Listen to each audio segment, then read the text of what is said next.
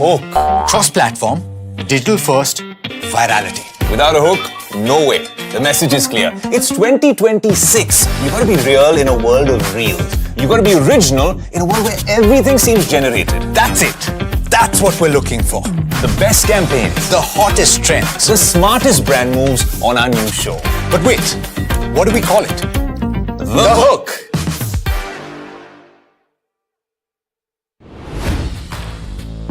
Hi, I'm Tamanna Inamdar. Watch me on NDTV Profit, where I break down the day's biggest business stories.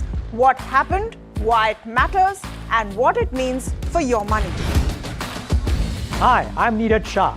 Watch me on NDTV Profit for the most incisive market intelligence and meaningful corporate conversations. And I'm Alex Matthew. Markets, mutual funds, insurance, personal finance. I help you cut through the noise and make smarter financial choices. And here's where you can watch us.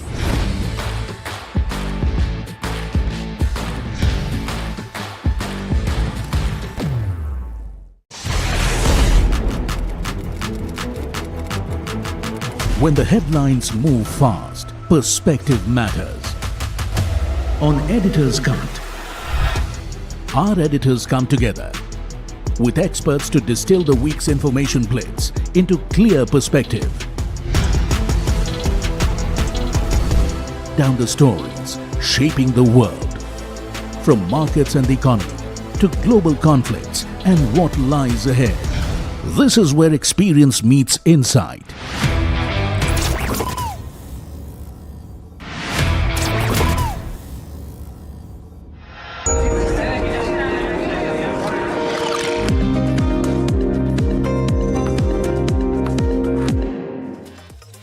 Hello and welcome back to NDTV Profit. You're watching Ask Profit, the afternoon edition. My name is Puneet Zaveri, and over the next half an hour or so, we'll try and solve all those stock-related queries. So if you haven't already, do start sending them on the numbers that are flashing on the top of your screen. And we will also take in your calls as well with our guest and get you an answer to your question as well. And the landline number for that is flashing on the top of your screen as well. But before we do that, it's been a day where a forgetful one for the markets at this point of time. You see in the benchmark indices continuing to be under pressure. While they have staged some form of recovery in the last hour or so, we're back above the 23,300 mark, closing in on the 23,400 mark yet again. So it's a crucial last hour and a half of the trading session. Look at the individual names in the Nifty 50 as well. IT continues to, of course, be in the downtrend as well. But let's look at that index and look at the heat map for the Nifty 50 also, because you've seen the index still continuing to be down, now down 5.5%. But in terms of the Nifty 50 heat map for these individual stocks, they continue to be under pressure, led by TCS down 8.5%. You're also seeing downtick on Tech Mahindra as well as HCL Tech down 5% on both those names.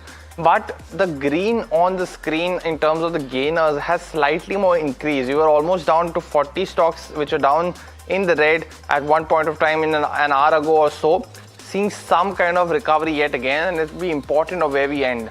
Heat map also shows you that perspective. Nifty IT continues to be down and out today as well, and that's the top sector loser is the Nifty IT amongst others. Let's pull up the sectoral heat map now very quickly as well, and within that you're seeing Nifty Realty amongst others. You're also seeing Nifty Media, Nifty FMCG also down in trade today as well. And finally, in terms of the advanced decline ratio, now that has been 2:1 favoring the decline since the morning. But now as well, that is continuing to be so. So starting to see that deceleration of the top red band, but continuing to monitor those.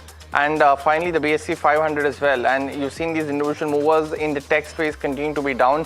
So all of those names we just spoke about, Persistent as well, and Birla Soft is down. So at this point of time, all the top sectoral losers in the BSE 500, all the top names are from the IT pack, and continues to be so. But let me welcome our guest for today, Tapan Doshi, research analyst at catapan.in, and Sachin Janardhan. He is the AVP Derivatives Retail Research analyst as well. Now, both of you gentlemen, thanks so much for joining in. Let me go across and start taking the first stock-related query, and that's actually coming in on ITC. Now, Tapan, no surprises there. Stocks at a 52-week low. And Radhakrishnan from Kochi is asking if it's a good time to add the stock now. What would you recommend? See, the problem with the ITC, first of all, good afternoon, Puneet. If you see the cigarette taxation is a big risk persisting, over the years, until we don't know next what is going to happen. Again, hotel was the biggest, revenue generator and a profitability point of that is demerged already. Agriculture segment is actually quite volatile. FMCG is not able to perform in a manner which everyone thinks about. Paper board demand is still subdued. So, lot many things is going against the ITC. Of course, margins will improve, but we have a cigarette risk, so that taxation risk. So my take is better to avoid this. There are a lot many other FMCG stocks which one can think about. Well, let's also toss to Sergio Gore. He's speaking at the City India conference. Listen in. Because American and Indian business leaders in this room know how to drive results. My vision is to make the US-India relationship the defining strategic partnership of the 21st century and deliver tangible results for the people of both of our nations. We can ensure the impact of our partnership is felt, not just in boardrooms, but in the daily lives of our citizens. I'm talking about American companies expanding into Indian markets and creating jobs, joint breakthroughs in medicine that improve health outcomes, US energy exports, and technologies supporting India's energy security and resilience. Deeper collaboration in critical technologies like AI, semiconductors, and biotechnology. As business leaders in key sectors, each of you has an important role to play in this work. With global supply chains being reconfigured, economies are seeking trusted and resilient partnerships. We have seen over the last decade that overdependence on a single segment of the supply chain creates vulnerability. Simply put, President Trump trusts India. Just last week, we celebrated our Freedom 250 celebration in New Delhi, and President Trump actually called into our event. He wanted to make sure that the message was clear. He deeply values the relationship with India, he deeply values his friendship with the Prime Minister, and he wants to move things on a further path. The US-India partnership has the potential to be the globally transformative, and now is the time for us to fulfill our ambitious shared goals. Working together, America and India can combat dependence, allowing a broader range of suppliers to reach markets. Together, we can integrate value chains, accelerate technological advancement, and strengthen energy security. The United States and India are uniquely positioned to drive the next phase of global economic growth.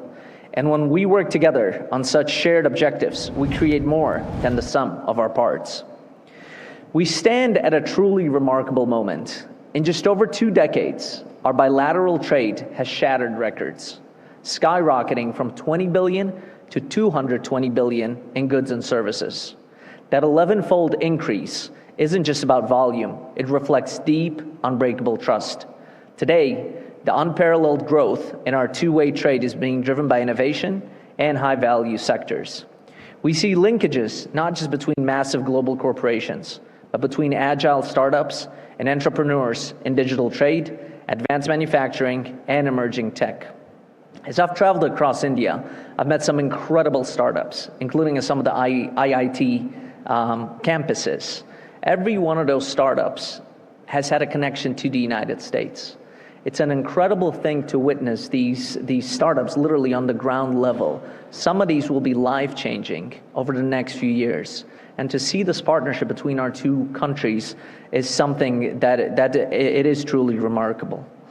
We've seen unprecedented progress, and we have incredible potential ahead. We can seize opportunities to scale the US-India partnership into a more seamless, resilient, and transformative economic relationship.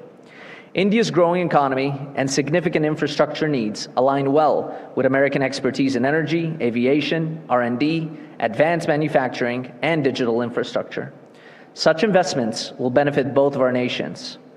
We need to identify those win-win situations. Our investment and trade expansion offer transformative potential.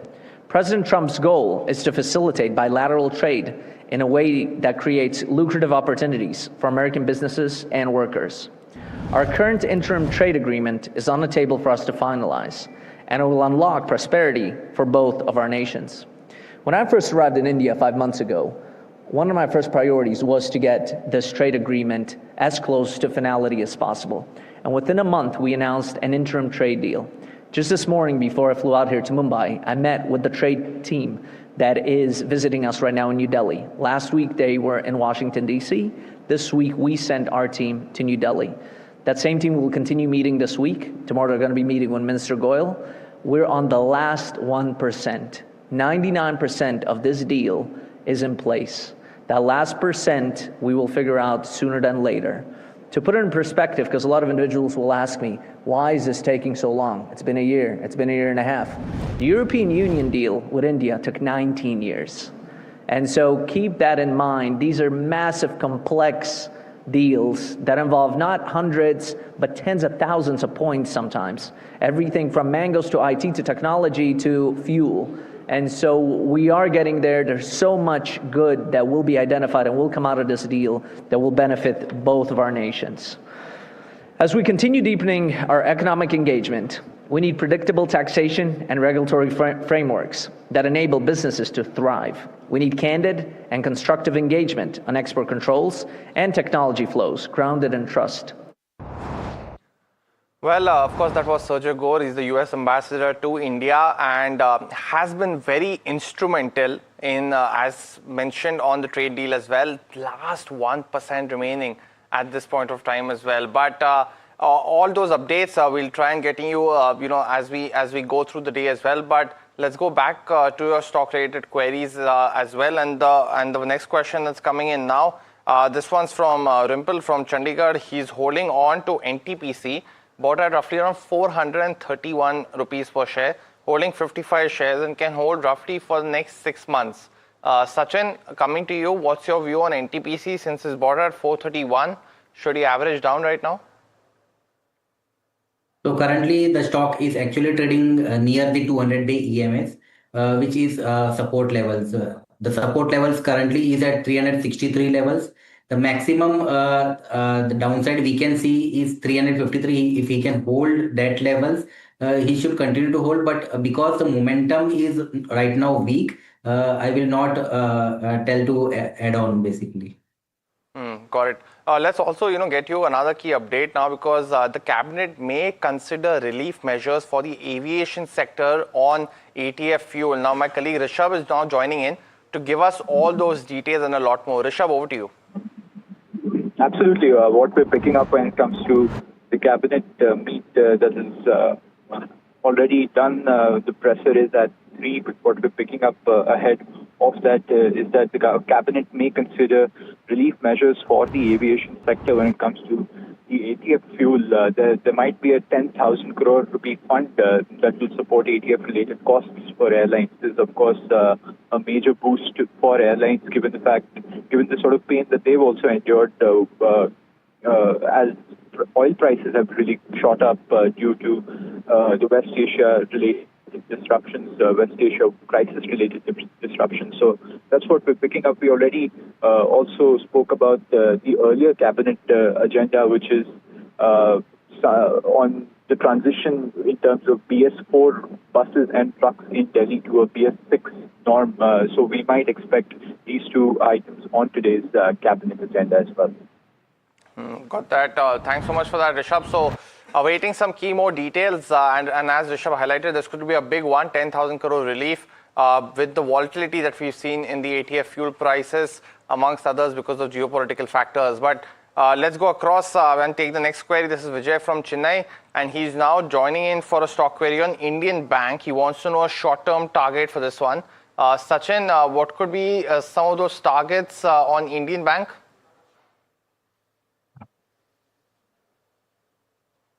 Hi, Sachin, can you hear me? Yes.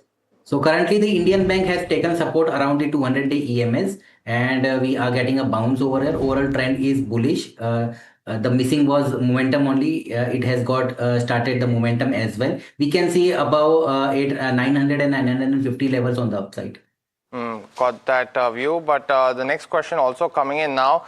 And this one's on CG Power. It's a stock that's done well for investors, and Pramod from Bangalore is one of them. He's bought shares at 706, so he's clearly in profits right now, and asking if his 200 shares are good to hold for the near to medium term, Tapan, and what could be some of the key growth projections? So his question being if you should continue to hold this for the long term. What's your view? Yeah, see, for CG Power, the semiconductor venture is progressing, and if you see T&D demand is robust, again, the capacity expansion is underway. So my thing is that, of course, the capex cycle is going to go up, but overall, no, they are going to maintain the interest costs and all that. Export is also expected to go, and again, the power thing going on well. The strong order book visibility is there. So yes, he can hold it for medium to long term. Got it. Let's go across and take another, the first caller actually for today, and that's coming from Bhopal. Simnath is asking us this question. Simanath, very good afternoon to you. What's your query? Good afternoon. My name is Simant. My query is on Zaggle Prepaid. Now, I hold about 100 shares of Zaggle Prepaid at 274. With the results coming in with a lot of positivity, still the stock is not getting to the levels that it should be. What is the reason for it, and what should I do? I'm a long term. I can hold on it for a year or so. So that's the opinion I need. Simant, and apologies for taking your name incorrectly as well. But on Zaggle, we'll just cut back to Sergio Gore as he's still speaking and getting us some key highlights, and we'll get to this query in just a bit. But let's hear him. It creates a job back home in the United States. So these are things that go hand in hand, and those are the win-win situations that we like to identify at our embassies. We're delivering on President Trump's initiative with India. Joint teams of US and Indian entrepreneurs are building thriving startups in emerging tech fields through our sustained support of Indo-US Science and Technology Forum and US-India Science and Technology Endowment Fund, where literally we're investing in these startups. In February, India hosted the Global AI Impact Summit. The United States showed strong support with a delegation of over 40 individuals. We announced the US AI Expert Program, the National Champions Initiative, and the AI Agents Standards Initiative. While it was called the Global AI Summit, the reality is 80% of those companies on the stage are American. And it was not held in India by accident, because when India and the United States work hand in hand on these situations, on these opportunities, that is where we're able to advance the goal forward for both of our nations. We're pushing our CivNuke sector partnership to new levels. As many of you know, civil nuclear development is a very big growth area over the next few years. My mission here in India recently hosted member companies of the Nuclear Energy Institute to share how a vibrant, private sector-led civil nuclear industry can contribute to safe and secure civil nuclear power meetings. India's projected power demand that fuels its economic growth. We're looking forward to decades of future cooperation between our civil nuclear sectors. Such long-term investments will require support from the financial service sector, and that's you in this room. Since I arrived here 5 months ago, I've been determined to host high-level US visitors from the United States to India. And that has varied from the Secretary of the Army, to senators, to governors, to multiple cabinet officials. Our Commerce Secretary was here, and just last week, our Secretary of State was here.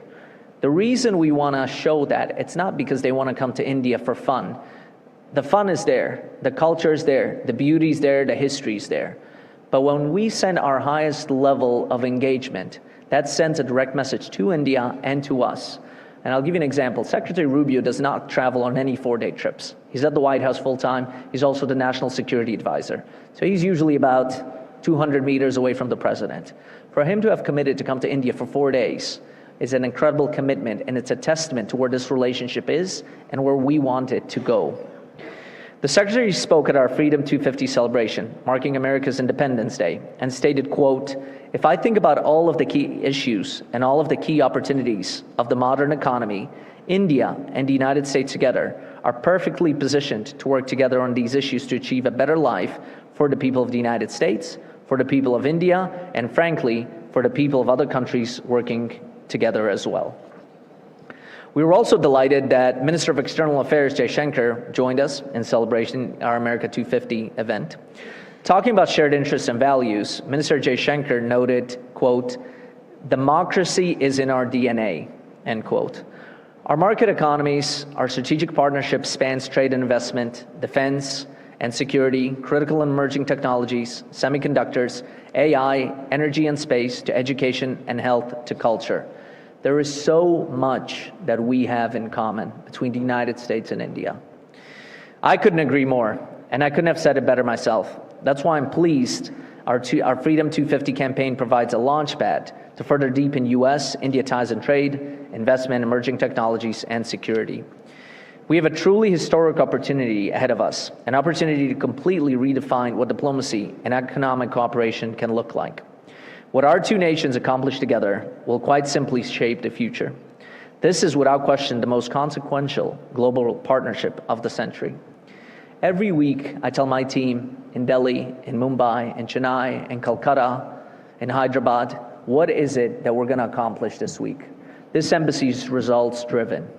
And every week we identify opportunities that are win-win situations for both of our sides. Across, you name the sector, it's there. There are no two nations on earth better positioned to combine their strengths, protect their citizens, and lead the global economy forward. Let's stop witnessing history. Let's keep shaping it. Let us work hand in hand to make the US-India strategic partnership the defining relationship of the 21st century. Every individual in this room can play a part in that, and I hope you will. Thank you so much. And I think we have a few minutes. Do you want to do some questions? It's up to you. All right. Who's going to be first? It's a shy audience. Do we have a microphone that we can get into the audience?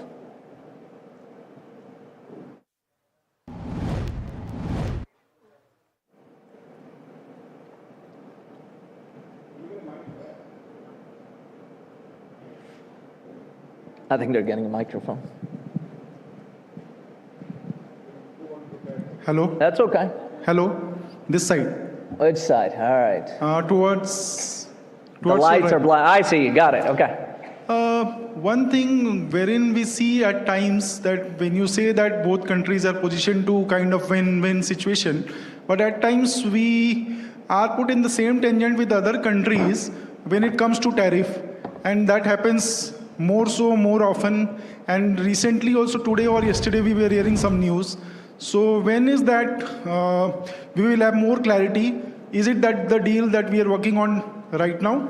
That is, yes. Great question. Look, the reality of it is the tariffs that were applied around the world. So it wasn't just tariffs that were picked at India. These were tariffs that were applied to everybody, from the European Union to Canada to Mexico, to literally almost every other country in Asia, including Japan, North Korea. And the one thing I will say, the interim trade deal that was announced by the White House and by the Prime Minister here has India at a lower rate than any of your neighbors. And so that is something that this relationship is valued. That is the trade team that is right now negotiating on that. Once that trade deal is finalized, the interim trade deal is there, it's in place. It's that 1% that we're trying to get across the finish line so the leaders can have a signing and put that in stone and in law. And so we're very hopeful that that will get accomplished over the next weeks, several weeks, but it's not going to be years. We're very close to getting that done. Well, that was, of course, Sergio Gore, and we'll keep getting you all these updates. But out of time in this edition of Ask Profit. Stay tuned. India Market Close comes up next.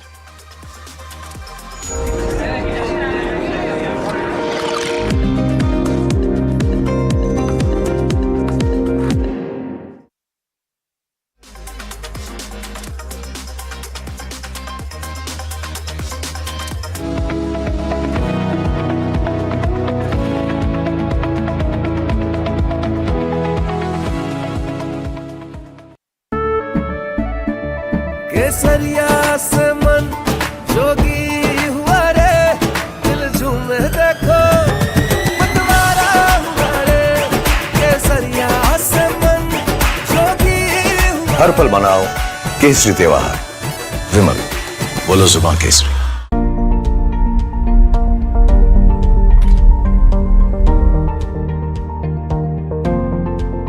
Investments in Specialized Investment Fund involves relatively higher risk, including potential loss of capital, liquidity risk, and market volatility.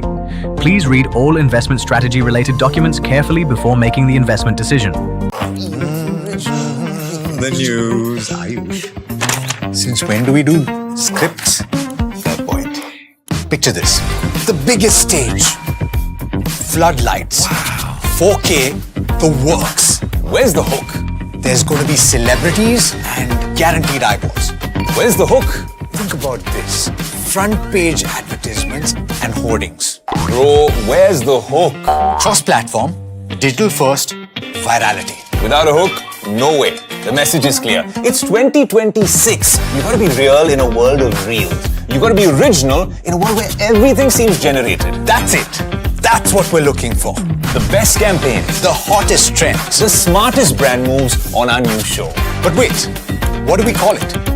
The hook.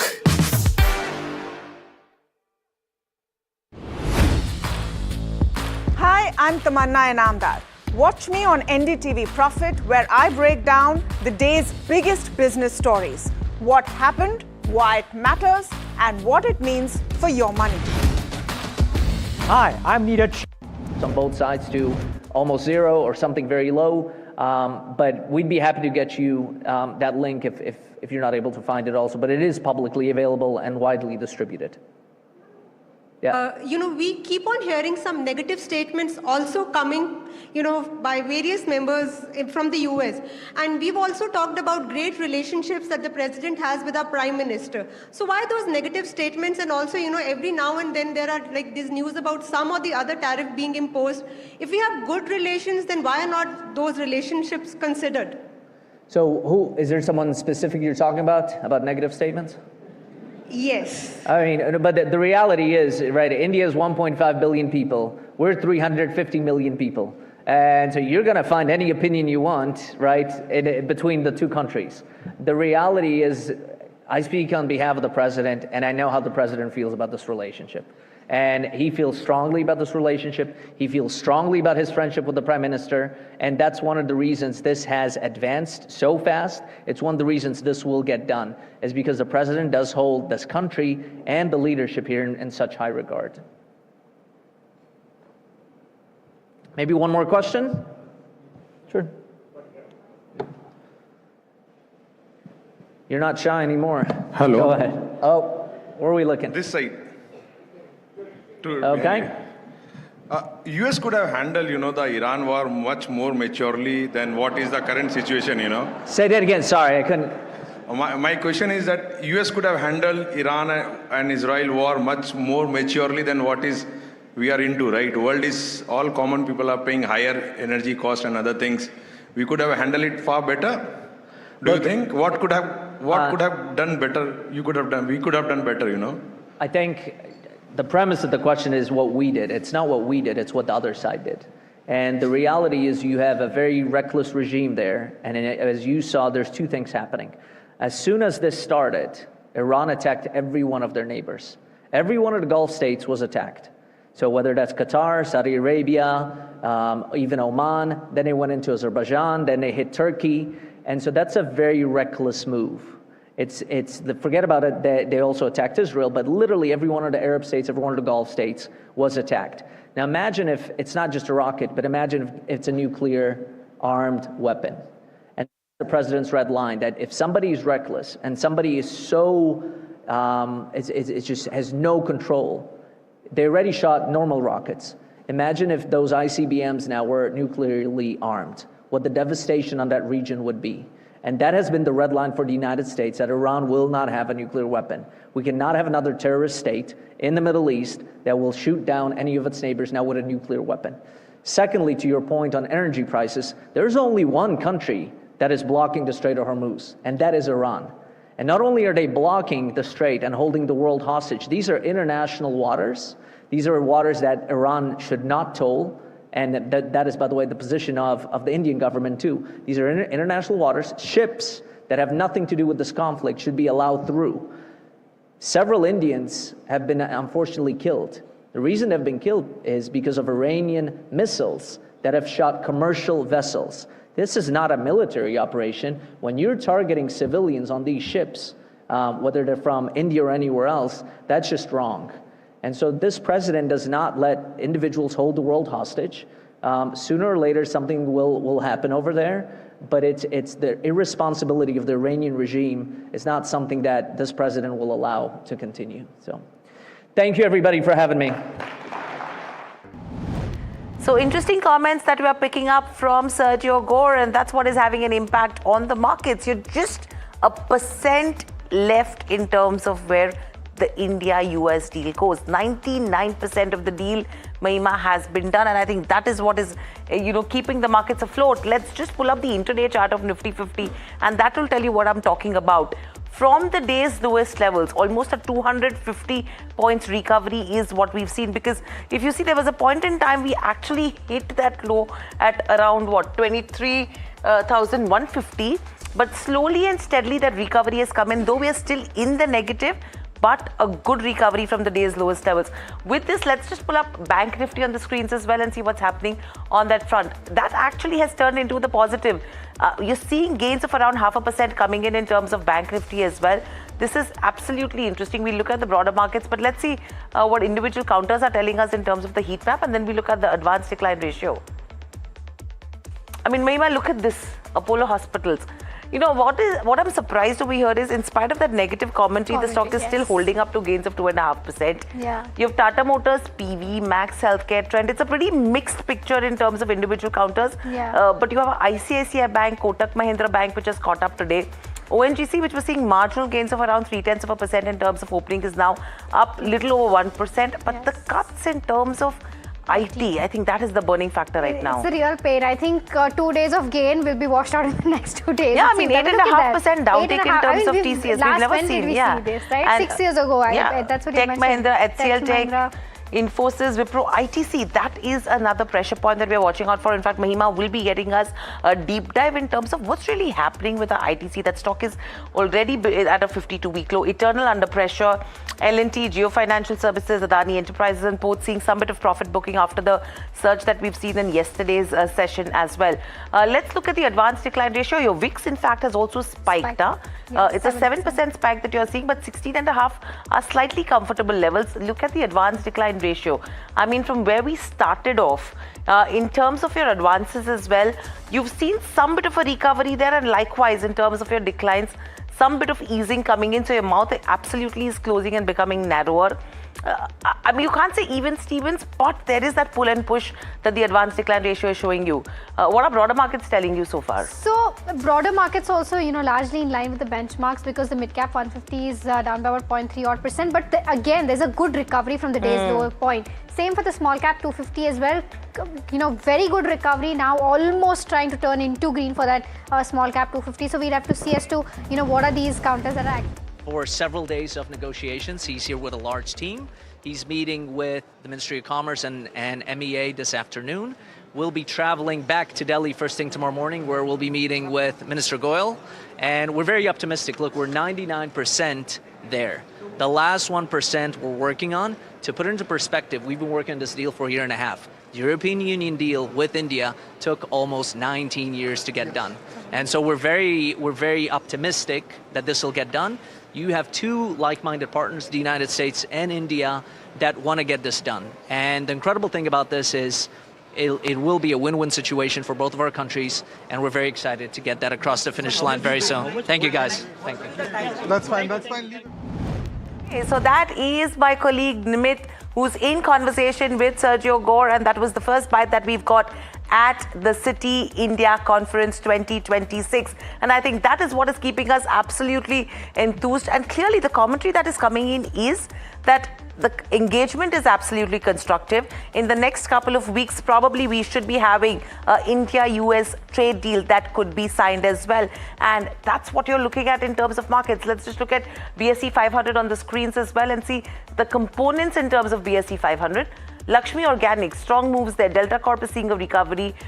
These were few of the counters which were under pressure yesterday, which have recovered today. Balaji continues the positive run. Borosil Renewables, we know the reasons why in terms of the import duty that has come in. But there you go. I mean, it's only IT names in terms of BSE 500 from the large cap, from the mid cap space, which are under pressure. The cuts are to the tune of 5 to 8.5%, and this is telling you a story. This is absolutely, I mean, from the small cap, mid cap, and the large cap space. Nothing is spared in terms of IT, you know, guys. So I mean, this is very space. interesting that we're seeing in terms of where markets are concerned. Yeah. So that's what the picture is. Let's just very quickly look at, you know, the sectoral indices in terms of the heat map and see if that is telling you anything. There you go. I mean, IT, real estate. I mean, the moment IT is down, you see that pressure building in terms of real estate, and that's evident over here. 1.2% is the kind of consumption has been weak, but obviously it is a ITC which is putting some bit of pressure in terms of where the FMCG pack goes. Consumer durables obviously there as well. PSU banks have done a catch up today. Defense has played a catch up. Private banks has played a catch up, and healthcare. These are the segments which were under pressure, but that catch-up that has come in the second half of the trading session. So that's with regards to where markets are concerned so far. But moving on, let's see if we have any of our guests as well to understand what's happening in the markets. But before that, Aditya Birla Group is fast emerging as the front runner to buy Shell's renewable energy arm, that is Spring Energy. And sources tell NDTV Profit that the group has entered an exclusivity period and will now begin the due diligence over the next few weeks with a deal which is valued at around $1.7 billion. My colleague Nisha Podar is here with us with the exclusive details. Nisha, what are you picking up from your sources? I know this was a chatter that all of us were having, new Nimit in terms of what's brewing with Aditya Birla. Tell us more that you're picking up. So, Hiral, highly placed sources who are directly involved with this particular transaction have shared with NDTV Profit that this particular transaction, Aditya Birla Group is the front runner, and not just the front runner, by way of becoming the choice partner, probably for Shell's PLC's, renewable energy arm. What it is looking at is the exclusivity period. So sources have confirmed to NDTV Profit that Aditya Birla Group has entered into an exclusivity period, which will last about 3 to 4 weeks, for buying out Spring Energy from Shell PLC for about $1.7 billion. Here I would like to also mention that from Aditya Birla Group, while the structuring of funding could be different, but definitely Aditya Birla Renewables is the arm which is a subsidiary of Grasim, which is the likely candidate and also the company which is really involved in this large transaction. $1.7 billion or over and above that, that is the kind of amount we are looking at, and it's a large asset when it comes to the renewable energy space, panning across several states in India. And this also has significance for Aditya Birla Group's strategy on 2 counts. First of all, it already had a renewable energy outfit in the company, but now it's looking at focusing on this particular sector, which is the sector of the future. And at the current moment, while we have seen a huge transition in the energy resources that the country is looking at, so reaching up to 10 gigawatts is one of the aims of Aditya Birla Group. And second, very important is also that Aditya Birla Group has entered into several new businesses. While this business has been there, but it was in a much smaller scale. But while this particular sector momentum really builds up, the ambitions of the group is getting even more focused on the renewable energy space, and this large transaction is something that Aditya Birla Group is really looking at. But apart from the rumors of it buying out, the clear indication is that after becoming the front runner, it has entered into the exclusivity period, which will last for 3 to 4 weeks, where a proper due diligence will be done, and then the price discovery, and then probably the deal finalization could really take place. Okay, all right. Nisha, thank you so much for, getting us those details. And of course, this is an NDTV Profit exclusive story, and we'll keep you updated as and when the story progresses. But with that, let me also welcome in Nilesh Jain, Head AVP Technical and Derivative Research at Centrum Broking, who is joining us now. Nilesh, a very good afternoon to you, and thank you so much for joining us. Your quick view on the indices, because, every day we're seeing the second half turn into a different story as to how the first half fares, right? So overall, and plus, what are the levels that you're watching out for both the Nifty as well as the Bank Nifty as of now? Very good afternoon to you. Well, today, in fact, we have seen a very strong rebound. Nifty has filled the gap area, the gap that we saw on 8th of April. So a much awaited gap filling that we have already seen in today's trading session, and exactly from the levels of 23,151, we have seen a very strong rebound. If Nifty manages to close about 23,400 exactly at it currently present, and if this kind of closing we are getting, then it will be considered as a very good close for a pullback to continue on the upside towards 23,600 to 23,800. Now, we are not expecting any major upside, but yes, another 200 to 400 point pullback move can be seen. And on the lower side, we have already seen a very strong support at 23,150. That should be the stop loss. I think one can play this pullback move up to 23,600 to 23,800. Now, one has to remain cautious as well because the volatility index is already up 8.5% at 17. So we need some bit of a cool off in the IVs that will provide more comfort. Now, good part is that today the Bank Nifty has also started joining the rally. A strong rebound was also seen in the Bank Nifty as it has defended 53,000 level. And also, if it closes above 54,000, that will be again considered as a positive close on the back of a short covering. Then we can expect further upside move of 500 to 800 point towards 54,500 to 54,800. So overall, Bank Nifty setup is comparatively looking better than the Nifty index. Okay, all right. And what about your picks for the day, Nilesh? Is it all buy calls or do you also have some sell calls? So buy call, first of all, as mentioned, banking is giving more confidence. So Federal Bank from the banking space is something that is looking better place, and it has given a good breakout as well in today's trading session. So we can expect a follow-up on the upside towards 305 to 310. So at current level of 297, one can go long in Federal Bank, keeping a stop loss below 291. So that somewhere around today's low, that's 291 should be the stop loss. 305 to 310 could be the potential upside in Federal Bank. Now, apart from that, another counter that is looking positive is from the auto space. That's Tata Motor Passenger Vehicle, TMPV. We have seen a continuation of a habit formation, and the setup looks positive for 410 level on the upside. So keeping a stop loss below 390, one can go long in Tata Motor Passenger Vehicle for upside target of 410 to 415. That's with regards to the top picks. Coming in there. So Tata Motors PE, that stock is at the day's highest levels as we speak. But apart from this, in terms of other spaces, sectors which are actually hogging the limelight, you have IT. Let's pull up Nifty IT index and then we look at individual stocks as well. And what's happening there? IT index 5.5% downtick today after seeing the kind of surge that we've seen in yesterday's session. Mid cap, small cap and large cap IT, all of them under pressure. Nilesh, what would you advise investors to do with the charts? Because in the last two trading sessions, probably there were analysts who came out and said that yes, there could be some momentum plays coming in there, but now the momentum is turned downwards.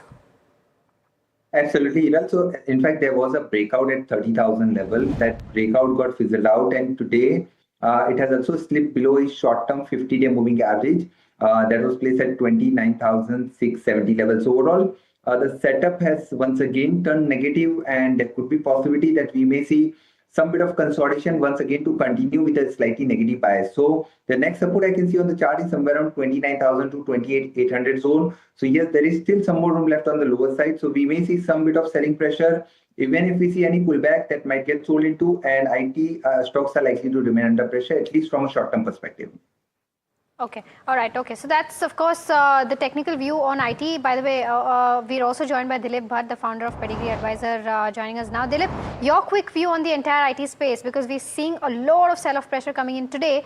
But, earlier morning also today, we were talking about how these large cap names are much below the 5-year average valuations. But a lot of people are still bullish on the mid-cap names rather than the large caps name.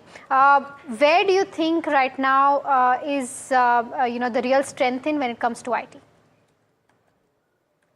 Well, I think as far as the IT space is concerned, now I have been maintaining that IT probably as an industry has slipped into that phase where we will see intermittent rises and intermittent falls, but very difficult to take a very secular long-term view. And especially in the immediate short run, we continue to remain a hostage to what kind of statements are being made by some of the AI companies abroad. So overnight they say something and we get either penalized or we get a boost out over here.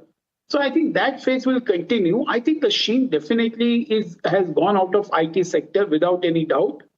So I think overall, as what we see, that IT the managements are pretty good in almost the entire IT companies.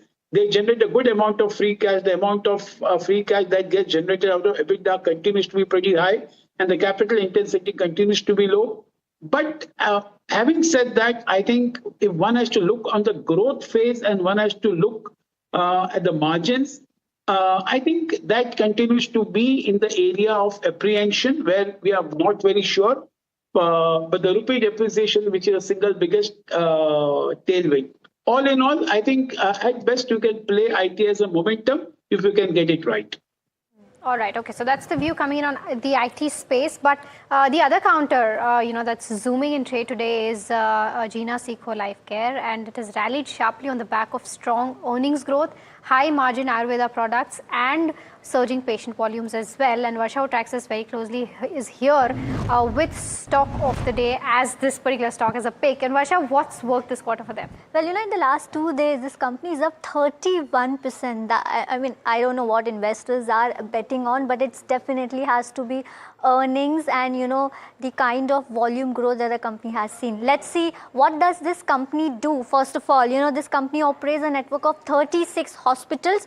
Also focuses on Ayurveda-based healthcare products. So hospitals and products, everything is into this company. Now, talking about the key triggers, one is, of course, the strong earning growth, though there was a slight disappointment in Q4.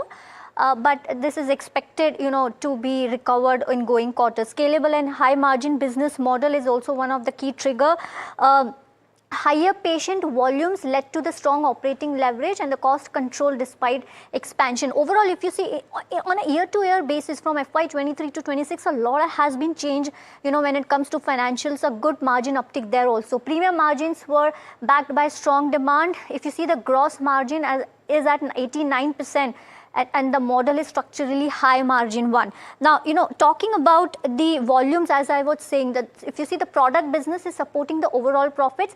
IPT volumes grew 65%. OPT volumes, if you see, grew 69%, having a strong demand traction for the company. Now, talking about the dual engine model, that's a key differentiator. As I was saying, they are into services, they're into hospitals and products also, which creates a strong cross-sell, number one, and also have a repeat revenue opportunity.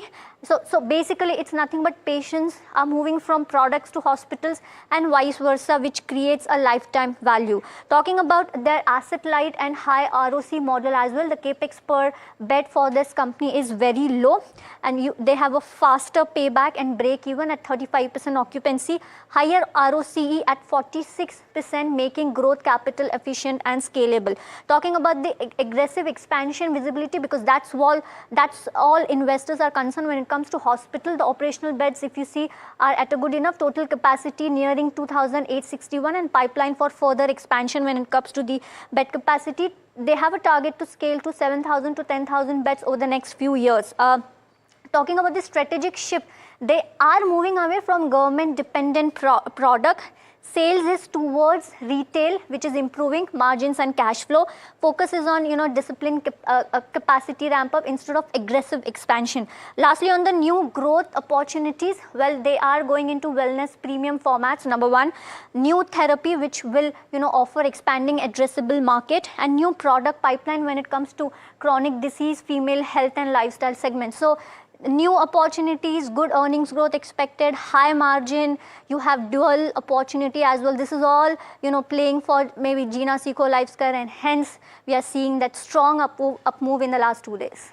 Yes, and that's what it's telling the markets also. Probably this is the way that tum log bhi Gina Seco with what's happening right now. Hopefully, market picks up as well. But categorically, this stock 18.5% up move is what you're seeing. In terms of hospitals, in terms of where pharma, everything goes, there is some bit of positivity. I mean, you saw what happened with the Wockhardt. A lot of positivity coming in with regards to Mankind Pharma as well, where analysts are betting big on this sector. Dilip bhai, your view when it comes to pharma, hospitals, and in fact today the Apollo Hospital Management at the City Conference indicated that the West Asia war is going to impact their cost by 100 odd crores. I mean, that was a statement to be made. How are you looking at this entire segment? So I think hospitals and pharma are two very separate and distinct segments without any doubt. And I think for the hospital, the capital intensity of the business continues to remain pretty high. But their ROC is also good and the gross margins are also very good. But I think it's a sector that has a very solid tailwind in terms of the momentum of growth. So, but there are a host of hospitals which I got listed. And the challenge is which one really looks better than the other. But as a sector, yes, it certainly looks pretty good and interesting because of the growth. And even the ROCs are pretty good despite the growth. So that helps them to support the growth with a very little capital dilution. Now, coming to the pharma, I think pharma has the biggest tailwind because internationally also a lot of drugs have come out of patent. And a lot of generics are at play at the moment internationally, and that suits the Indian pharmaceutical companies quite a bit.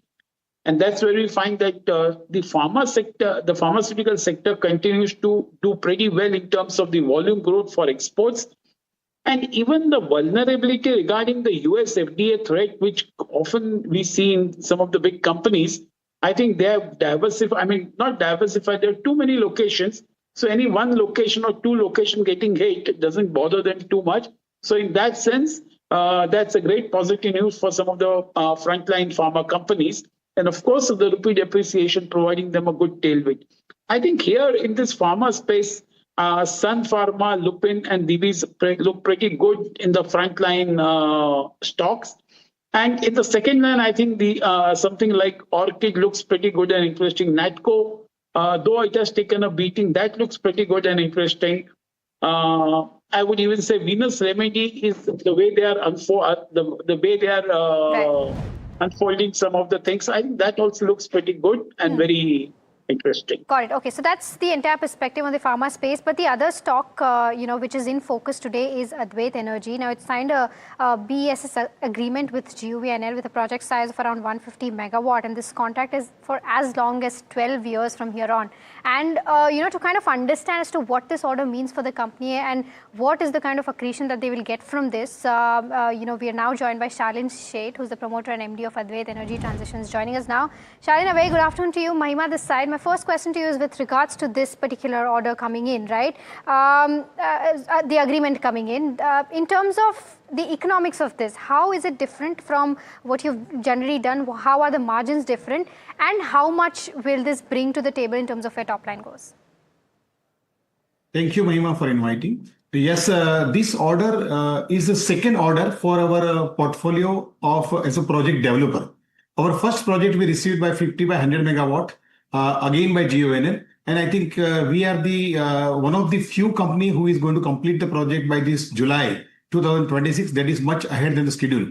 So that has encouraged us to take up the further plunge into this field.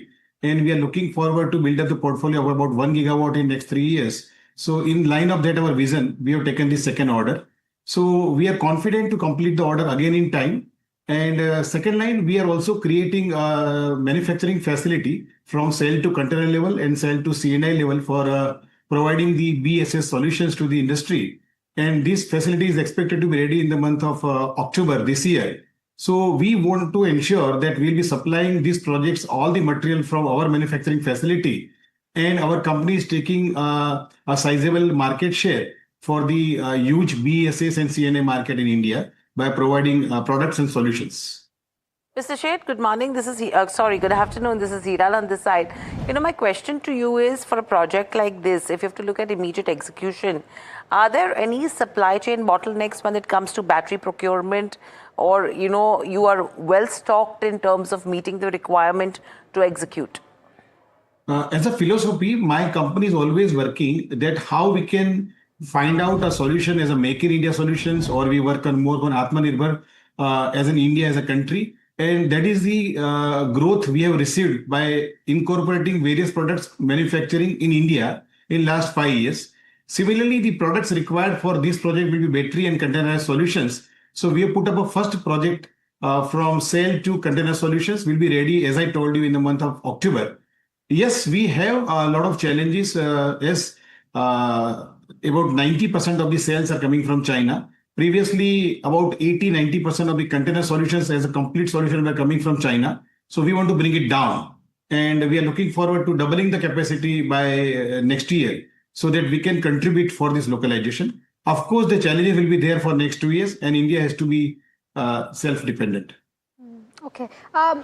Mr. Seth, if I'm not wrong, your current order book stands at over 1,300 odd crores. Just want to know the timelines for the execution of the same and how much of this will materialize in FY27, and if you have any internal growth targets for the top line for FY27.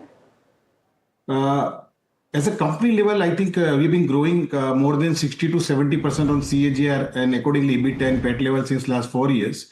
Internally, we are looking forward for growing next year about 50 to 60% based on the orders we have received. And normally the orders timeline, if it is supply order, it is between 6 to 9 months. It is EPC orders, it is between 12 to 18 months. Okay. The other question I have, Mr. Sheth, is in terms of the revenue visibility. If you could help me understand, what is the contract rate in terms of per megawatt per month, and what's the cumulative number that you're looking at, and what's the impact it could have in terms of your EBITDA margins over the 18-month commissioning phase? In general, for my company, all the products are not coming in per megawatt basis because we have a single mix of the product. We are into the BSS as a product. We also working as a BSS as a developer model. We are also working power transmission and substation segments, that is product and EPC all. If you look at only for the BSS as a developer, normally industry is offering between 2 to 2.5 rupees per megawatt per month basis for your installation for 12 years. Okay. And you can expect the EBITDA level between 70 or 80% as per the industry standard for the same. Okay, interesting. Okay. The other part is that you've mentioned that around 2,000 crore of opportunity pipeline for FY27 is already visible for your entire order book. What is the conversion rate looking like, and how much of a certainty do you have of will be converted in FY27 from this 2,000 odd crore? See, we grew our order book about 107% on year-on-year basis this year, and we grew by revenue about 79% for the year. Based on the order, based on the tailwind, and based on the new manufacturing facilities which is being created in 2026 October, as we are putting an integrated manufacturing park. So we are looking forward to have the numbers more than 1,000 crores for the next year. Okay. So just to clarify, what is this 1,000 crore going to be? That is the revenue for the company. Okay, overall revenue is what you're looking at as well. Okay, apart from this, if you have to look at overall margins in terms of EBITDA, on this kind of a revenue number, what will that look like in terms of FY27? We are aiming to continue and marginally improve the EBITDA level as a group because our manufacturing facilities will be started by this year, and that will help us to get the numbers. So we believe that we'll be able to continue and we'll be able to improve it marginally further. Mr. Seth, for fuel cells and electrolyzers, because these are more margin accretive, both of these products, what are the opportunities looking like? What are you as a company doing, and what is the current state in terms of commercialization for all of both of these products? Frankly, these products, especially for the fuel cell, will take about 2 to 3 years to come to the market. And normally we have been developing the product solutions and licensing agreement at least 3-4 years ahead than the market. So we believe that the fuel cell will give the numbers from 2028-29 because to provide the fuel cells, the hydrogen market should be sufficiently matured. And we believe that our electrolyzers supply chain will take up for this year. So we'll be able to start giving the numbers for the year 26-27 to start with electrolyzers. Next year, it will gradually increase, and we are aiming to use our capacity more than 200 megawatt by year 2028 for electrolyzer also. So that's good growth. Now, the other thing is 40% growth in terms of FY27 is what you're looking at. What gives you that confidence to sustain this kind of number? And two, in terms of the capex, what's the plan to fund it? Our next year's capex is between about 280 to 330 crores. That is across our group companies. That includes the investment of the new manufacturing facility of the Advait Battery Ecosystem Private Limited. new manufacturing facility of the electrolyzers under our company called Advait Greenergy Private Limited.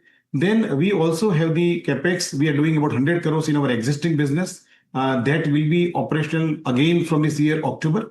So these are the capex number, and we find enormous opportunities for across all the sectors that we are working for. And we do not find any difficulty on achieving these kind of numbers. Okay, all right. Mr. Say, thank you so much for taking out the time and, actually answering all those questions so candidly. Let's try to pull up the stock as well and see as to what it's doing in trade today. As we speak, it's trading at its day's high point. 5.4% of a gain is what we're seeing on Advait Energy. But Nilesh, quickly, any view on the charts for this one? Because since the listing, it's been on a constant up move, unlike what recent IPOs have done. Well, absolutely. I have a very limited data, but whatever data is available, the counter has clearly remained in an uptrend after listing. The undertone looks strong, and we may see a new record high going forward towards 2200 to 2300 in the near term. So yes, if somebody has already bought in, then keep a trailing stop loss at 1950 and stay put for further upside towards 2200 to 2300. All right. Okay. Okay, so that's the view coming in on Advait Energy. Nilesh, as well as Nilesh, thank you so much, of course, and Dilip, thank you for taking up the time and speaking with us at NDTV Profit. But viewers, you know what? A big statement coming in. U.S. Ambassador to India, Sergio Gore, says the U.S.-India deal is now 99% complete. Let's listen in as he speaks to NDTV Profit on the sidelines of a City conference. Look, we're 99% there. The last 1% we're working on. To put it into perspective, we've been working on this deal for a year and a half. The European Union deal with India took almost 19 years to get done. And so we're very optimistic that this will get done. You have two like-minded partners, the United States and India, that want to get this done. And the incredible thing about this is it will be a win-win situation for both of our countries, and we're very excited to get that across the finish line very soon.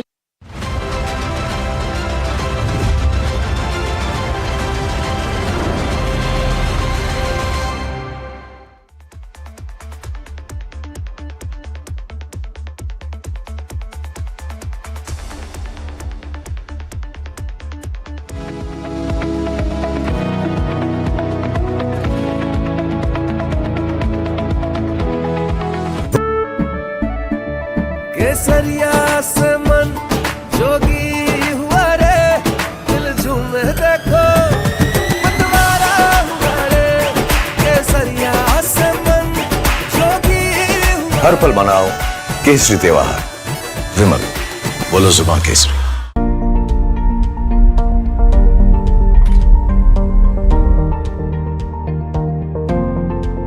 Investments in specialized investment fund involves relatively higher risk, including potential loss of capital, liquidity risk, and market volatility.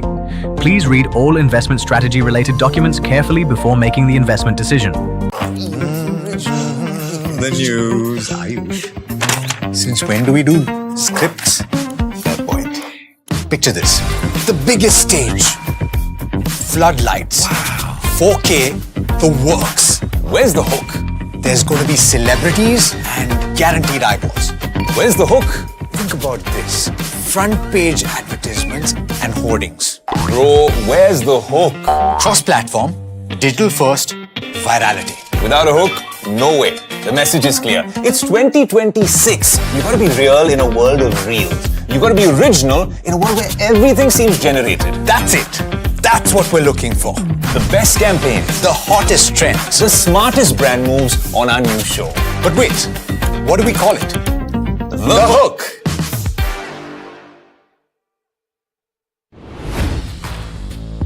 Hi, I'm Tamanna Inamdar. Watch me on NDTV Profit, where I break down the day's biggest business stories. What happened, why it matters, and what it means for your money. Hi, I'm Neeraj Shah. Watch me on NDTV Profit for the most incisive market intelligence and meaningful corporate conversation. And I'm Alex Matthew. Markets, mutual funds, insurance, personal finance. I help you cut through the noise and make smarter financial choices. And here's where you can watch us.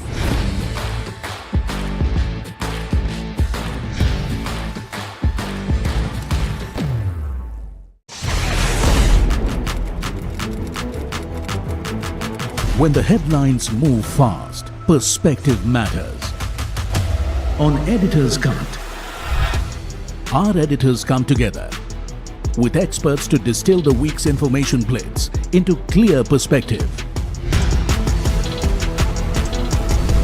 Down the stories shaping the world, from markets and the economy to global conflicts and what lies ahead. This is where experience meets insight.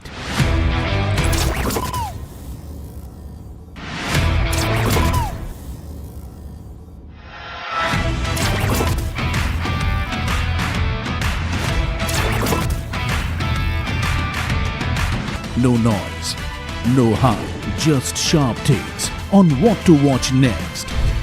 Editor's Cut, every Friday, 3:30 p.m.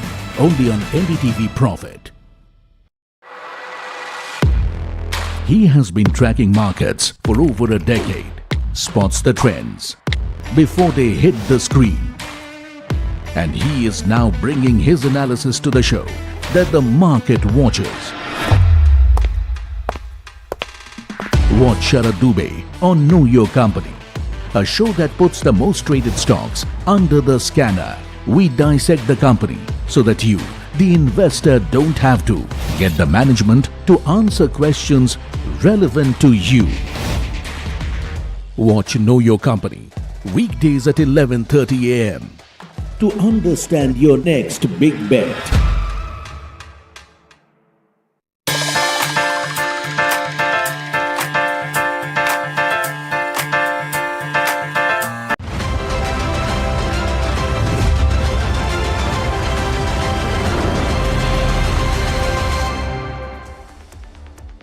Welcome back to India Market Close on NDTV Profit. Let's quickly pull up the markets with the kind of recovery that we are staging as well. In fact, the cabinet briefing is also expected to begin shortly. And the commentary that we've heard from Sergio Gore is something which is keeping us absolutely afloat because the day's recovery has been spectacular. Though we're trading in the negative with cuts of 0.2%. You have recovery coming in names like BSE as well. Pull up the capital market stocks as we speak. Only a BSE, I would say, rather. A smart recovery coming in there, 1.5%. If you look at the intraday chart, there is some pressure still in terms of names like Guru or Motilal Oswal, but there also you're seeing a good recovery that is in place. However, we will be tracking the cabinet briefing as well. But moving on, the centre has debunked a recent media report claiming that the Reserve Bank of India sold gold to save forex reserve. The claim is that the RBI may have sold gold amounting to approximately $12 billion. Piyush is here with more details. Piyush, what are you picking up? Yes, that's right. The RBI and PIB have actually negated and have declined the story that was done by one media outlet which said that the RBI has sold around $12 billion of gold to preserve the fall in Indian rupee. The RBI shared data which said that the gold reserves in its overall forex kitty has actually increased. It has increased from around 14% in September 2025 to 17% as on March 31, 2026 and further to around 17% as on May 22, 2026. Now, if we compare the gold reserve data between May 2025 to April 2026, we can see that the value of gold reserves have actually risen from 6.91 lakh crore to 11.33 lakh crore, essentially because the prices of gold have also increased over this period. And the RBI's physical gold tonnage that it holds has risen from 879.58 ton to around 880.52 ton. So this is the major update that the RBI shared, and it has declined the story by a media outlet on RBI selling around $12 billion odd of gold to preserve the fall in Indian rupee. Back to you. Okay, thank you so much for that. In fact, we have Ajay Bagga as well who's joining in. Ajay, I know, and so, thank you for your patience and being on hold as well. My question to you is, with the entire article that did come in, yes, there was a lot of hue and cry with regards to, is this what the RBI has done? We have a rebuttal coming in now. But your initial view in terms of how are you looking at this entire story with regards to selling gold to conserve the rupee? Obviously, the RBI has not done that, but your initial comments. Yeah, RBI has not done this, and for someone who was in the markets in 1991, when India had to mortgage its gold, we flew out gold to London and mortgage it to get foreign exchange lines. This is a very sensitive matter.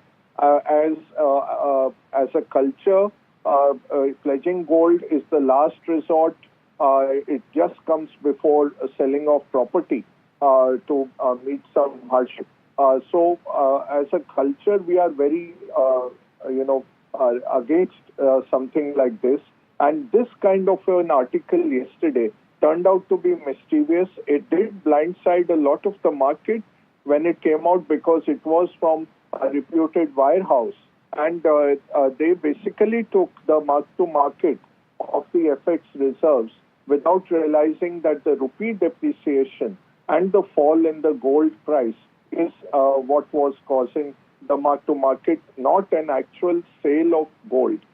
We have seen, for example, Turkish central bank sold most of its gold reserves earlier this year to protect its currency. We are not in that kind of a scenario, nor does the RBI need to do it. Absolutely. Ajay, thank you for your initial comments on that. We will have to end this conversation here because we need to cut into the cabinet briefing. Good announcements coming in there. Let's listen in. ATF price stabilization fund of 10,000 crores is what has been approved so far. Domestic operations के लिए तो domestic operations तो उससे stabilise हुए, लेकिन साथ ही साथ जैसे जैसे क्राइसिस लंबा खिंचता गया तो जो ऑयल मार्केटिंग कंपनीज हैं उनके ऊपर इसका बड़ा नेगेटिव इम्पैक्ट पड़ रहा है. तो कैसे एक विन विन विन सोल्यूशन निकले जिसमें win for the airlines, win for the OMC companies and win for the citizens.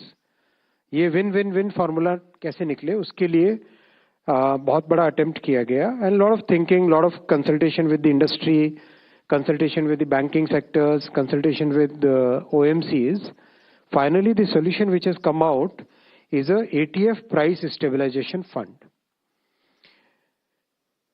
ATF price stabilization fund में basically एक self sustaining revolving fund बनाया गया है.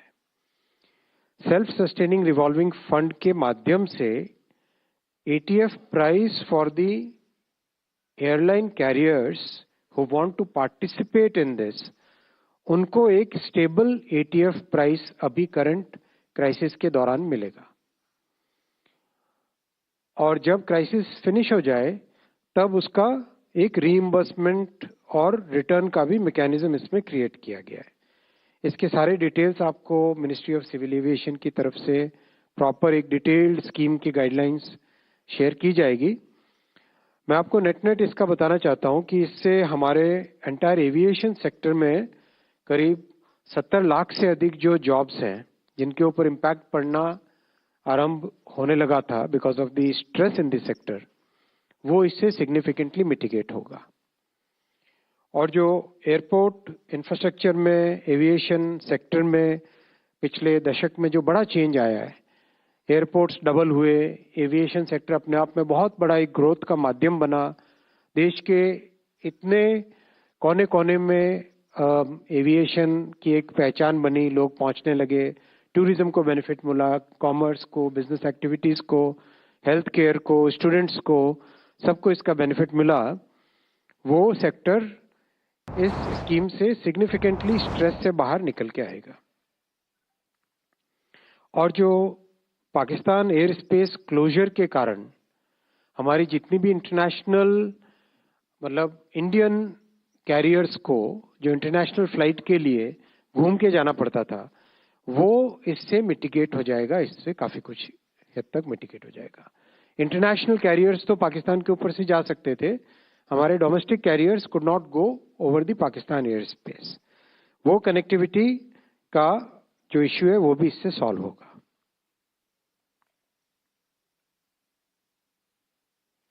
ये पहला आज का फैसला था. दूसरा है ओल्ड ट्रक्स और बसेस दिल्ली में, NCR में, इनको रिप्लेस करने का एक 5041 करोड़ रुपीस का फंड, एक स्कीम आज अप्रूव हुई है कैबिनेट में. जैसा आपने देखा होगा हाल ही में बहुत सारे स्टेप्स लिए गए दिल्ली के पोल्यूशन को कंट्रोल में लाने के लिए. जो बड़ा फोकस किया गया है क्लीनिंग पे, प्लांटेशन पे, इलेक्ट्रिक व्हीकल्स के अडॉप्शन पे, चार्जिंग इंफ्रास्ट्रक्चर बनाने के लिए और कई सारे ऐसे स्टेप्स लिए हैं। उसमें जो एनालिसिस से निकला वो ये था कि 40% of the particulate emission is because of the transportation sector, और उसमें भी primarily because of the diesel and petrol vehicles which are flying in the city, चाहे वो 2 व्हीलर्स हो, चाहे 4 व्हीलर्स हो, चाहे बसेस हो, चाहे ट्रक्स हो। इन सब में से भी जो मेजर कंट्रीब्यूटर्स हैं वो है ट्रक्स और buses.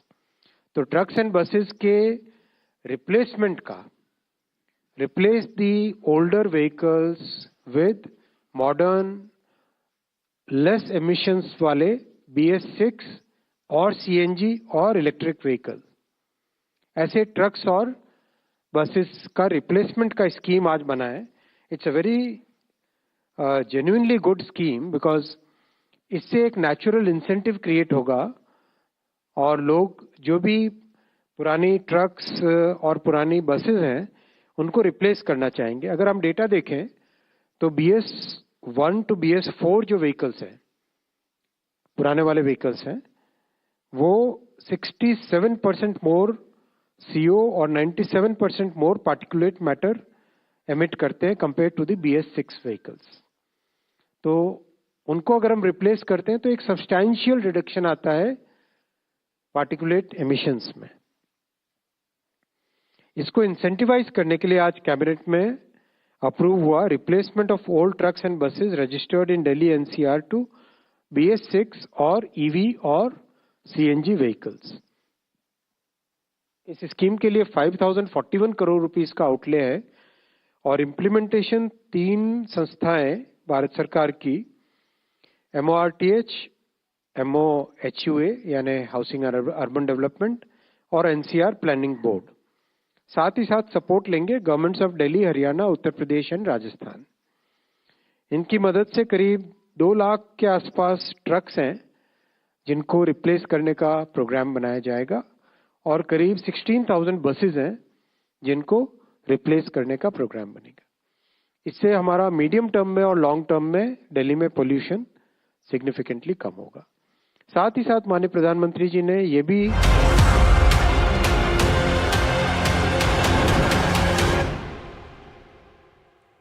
So that is NDTV Profit News Break confirmed, where the cabinet has approved ATF stabilization fund of 10,000 odd crores. And in addition to that, you're talking about, your scheme for phasing out old trucks and buses in Delhi.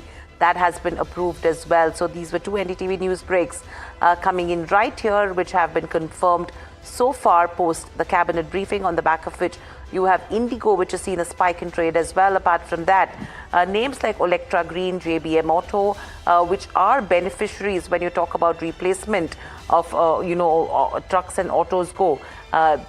Those counters are also seeing a spike in trade. In fact, let's get in Deven Choksi as well, who's joining in. I know he's been waiting almost for the last 15 minutes, but we had the cabinet briefing, Deven, so nothing that we could do. But your initial comments on the back of the cabinet briefing outcome that we've seen, 2 to 3 announcements that have come in, your views on the sectors that could benefit out of it? Yeah, Hiral, good afternoon.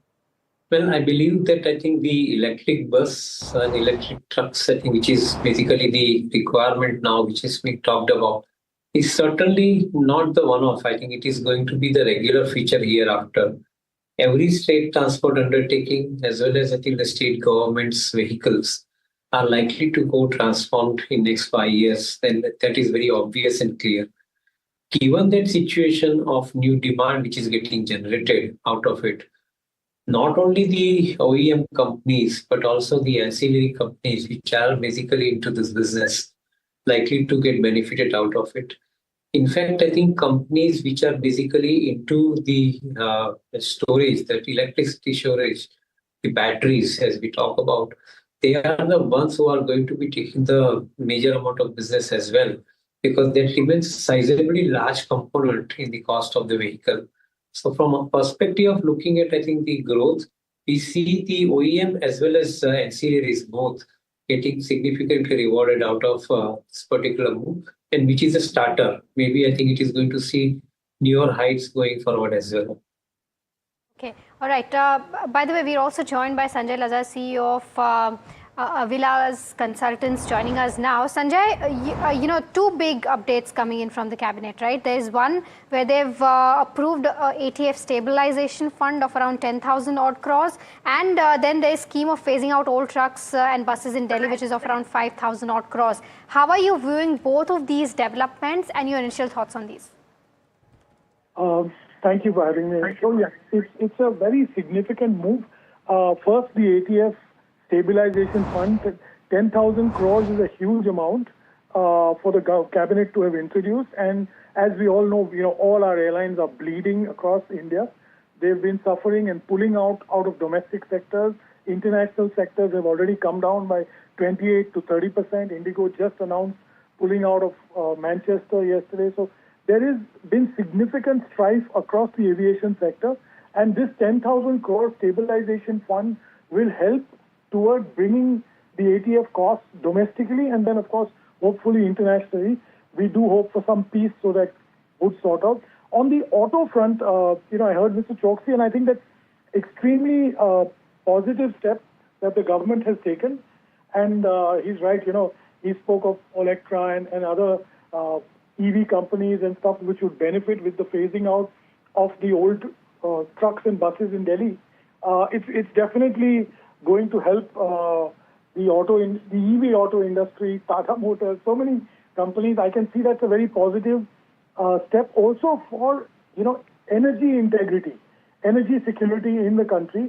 Our over-dependence on oil and diesel and fuel, fossil fuels, seems to be, the government seems to be heading in the direction of easing that out. They've already made a move on SAF for aviation. So I think, these are positive steps by the cabinet, but these are not the only steps. I do hope for aviation's sake they continue to push hard because the airlines are facing a very tough time. But Sanjay, my question to you is, in terms of the package that has been announced as a relief measure, do you think that will be enough? No, it won't be enough. For aviation, certainly not. It's a start, but it's a start. Rather than not having anything over the last 2 months, this is a major start. It's not the end of the road, like I said. The government needs to do a lot more. The first big thing will be, VAT on ATF. They should bring it across on GST uniformly across the country, or drop the VAT to more reasonable levels at all the states. So that's another big thing that the government needs to do. Also needs to do something in terms of lease rents for, the smaller airlines for aircraft, because there is still uncertainty in the world leasing market. And, people are scared to give aircraft to India after the Go Air fiasco. It's okay if you're an Indigo or a Air India, you get aircraft at dirt cheap prices, but the smaller airlines don't, and that's something that we need to look at. So at least this is the step in the right direction. Yes, is the question. Big step, Absolutely. Thank you. Thank you, Sanjay, so much for joining in. Always a pleasure to get your views as well. So step in the right direction. Shivangi, couple of names that have seen a spike right now, from a Indigo to a JBM Auto, Electra Green. Anything that you like on the charts? Very good afternoon. Thank you for having me. We've seen Indigo has seen a good amount of short covering, and this has got my attention. Now, of course, the commentary will be positive on this one, and this will see a good amount of follow-up. But there is some bit of resistances intact at the higher levels. But then again, we are, aiming at a good short swing over here. One could look at this one for the next up move towards 4,700 levels, with a support of 4,450 zone. That's with regards to where Interglobe Aviation goes. Devenbhai, let me come to you with regards to IT. I know it's very interesting to see what's happened in terms of IT over the last 2 trading days. And today, that pullback that has come in TCS, the biggest single day fall that we've seen since March 2020. And if I was just looking at BSE 500 components, if you just pull up that one on the screens as well, all the losers on BSE 500 are IT companies: TCS, Persistent, TechM, Coforge, L&T, Tech, eClerx, HCL Tech. No one is spared. Small cap, mid cap, large cap. What do you make of this, Devenbhai? Wait for the day to get over and probably get the data from FIX. I think they are the ones who are killing the entire spectrum right here, because they are in hurry to take the money out of the country. because they probably have the better interest available in the other markets of the world in form of AI and the semiconductors, which is the Japan, Taiwan, and Korea, South Korea, is something which I think they're pumping in money out of, pulling out of India markets. And that's where probably some of the classic victimization of Indian IT companies happening. Frankly, if you ask me, I think probably most of the Indian IT companies today, I think they are available at a valuation which is far more attractive. The downside risk in the business is minimal. They are AI enablers and not, I think, going to get killed with the AI for sure. And as a result of which, I think we believe that I think their even revenue model is changing from true time and effort out basis to the outcome-based model, which is happening now. So in my viewpoint, nothing wrong with the companies fundamentally. The villain in the pack is the people who are pulling the money out due to the variety of other reasons. Okay. Shivangi, the other one is Wockhardt Pharma. We've seen a significant rally post the announcement of approval for Zenith. 2 days, we did see some pressure also coming in the counter, but today, again, there is momentum being picked up. 6% of an uptick is what we're seeing. Anything on the charts for this particular counter? Do you think there's more steam left on this one? Definitely, Wockhardt Pharma did grab a lot of attention of lately, but we've seen profit taking take over the index more than the momentum. Today, again, it has built-in strength, but it needs to hold above 2150. Only then will I be able to trust the stock with the move, ongoing. But overall, we will still do a little wait and watch over here. So that's the view on Wockhardt, but the other counter in focus is LTM, and this has been under pressure today. And the entire IT pack is, right? But our colleague Jasmeet joins us to give us a bull versus bear perspective on this particular counter. Jasmeet, over to you.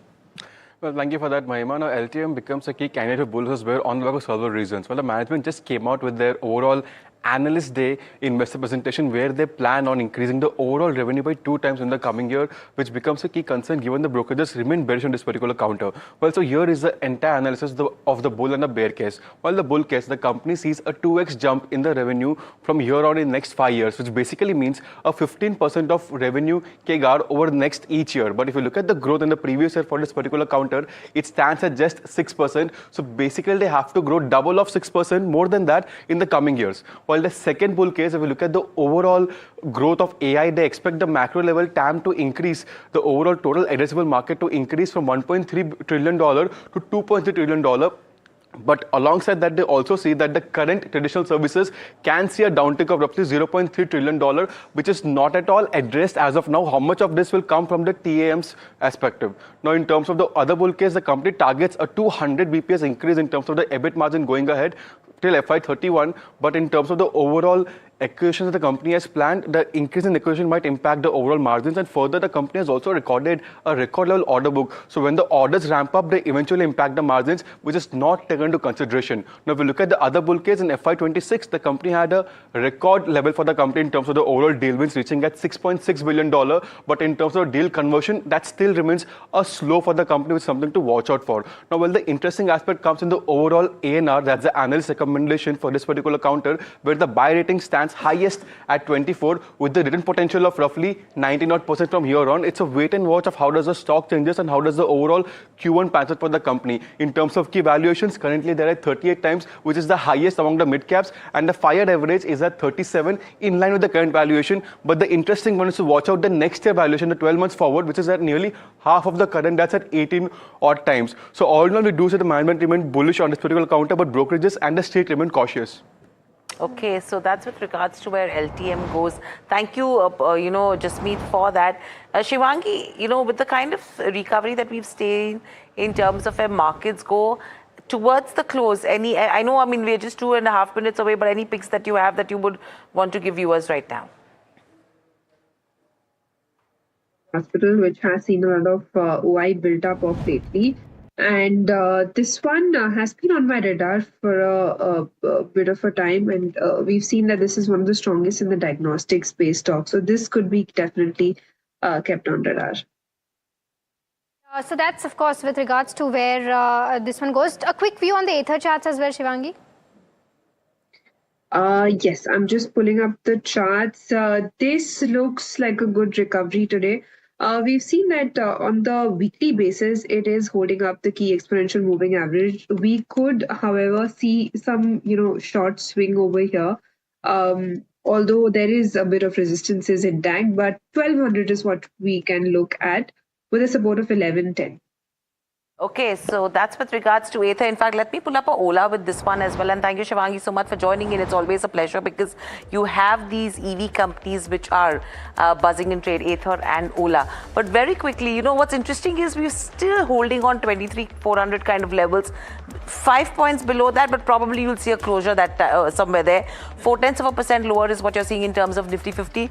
Interesting is Bank Nifty, Mahima, over here. A percent higher. Let's just look at the intraday chart of Bank Nifty. If we can just have the intraday chart, and that will tell you the strong recovery that Bank Nifty has staged as well in terms of today's session. So this is one of the key positives that we should be looking at. Advanced decline ratio, let's pull up that one. I think that should be interesting with the way the mouth was narrowing. There you go. I mean, do you have anything to say about it? 1,500 declines versus 1,058 advances. I mean, we've seen a recovery here. You've seen a decline coming in from the highest levels in terms of the declines as well. So that push and pull has continued in terms of where markets are concerned. But what are broader markets telling you in terms of closing? So, I mean, let's try to pull up the mid-cap 150 and the small-cap 250. This, of course, gives you a picture that there is strength slightly in terms of where the small-cap goes. But 150 is still down by about 0.4%, largely in line with the benchmarks. But small cap is, where it was 1 hour ago as well, just almost ending on that flat note. Let's try to pull up the BSE 500 as well and see as to where the action really is coming in from. And you have certain names that are pulling that trade up. KPR Mill, Lakshmi Organics, RHI, Magnesita, Borosil Renewables, etc. All gaining in that range of 8 to 9% each, but this side still continues to be tech heavy. TCS, IT is the losing end. Let's just look at the heat map in terms of Nifty 50 as well, because that's something we've not looked at so far in terms of closing. But you've seen greens which have slightly increased than where we were, but Apollo Hospitals, Indigo, SBI, mixed bag there. IT on the losing end with ITC, Eternal, L&T, Adani Enterprises and Jio Financial Services. So pretty interesting day of trade. However, the recovery that we've seen in today's session has been absolutely smart. Individual stocks have been the ones which have seen the kind of gains that have come in, and you're closing at around levels of 23,396, just at about that 23,400 mark, and it's Bank Nifty which has been the highlight of the day with smart gains coming in there. But completely out of time with that, it's a wrap on this edition of India Market Close from Mahima, the team that put the show together, and myself. But before we let you go, listen in to the reply that NDTV Profit's Nimit Dixit got from US Ambassador to India, Sergio Gore, who's hinting that the India-US trade deal is now nearing completion with negotiations in the final leg. Only 1% is what is remaining. Let's listen in. Just want to understand the statement that you made and has been made earlier about the 1%, that's the sticking point right now. Wanted to understand if you could give us any details about what that 1% is and why it's not coming through. I understand you said it's a massive deal and it takes time, but if you could give us some details about what that 1% is. Look, I don't want to negotiate publicly, I'll be honest with you, but that's a great question. You must be with the media. How are you? What outlet? NDTV Profit. Great question.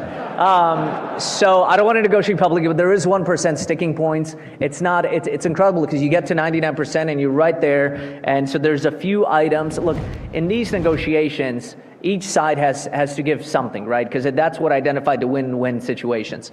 And so I will say, to India's credit, you have incredible negotiators. One of the reasons this deal is tough, because for many years, India held the line on so many items that the United States was not able to get in here. That's why it took 19 years for the European Union to crack that trade deal. So we are optimistic. I'm actually here only for one day, and I'll be flying and meeting with Minister Goyal tomorrow and our respective teams. And so we're very hopeful on that one last percent. And a lot of it is frankly technicalities. Part of it is when does something kick in, and it's a lot of legal language, but we're hopeful that it'll get there. Good question.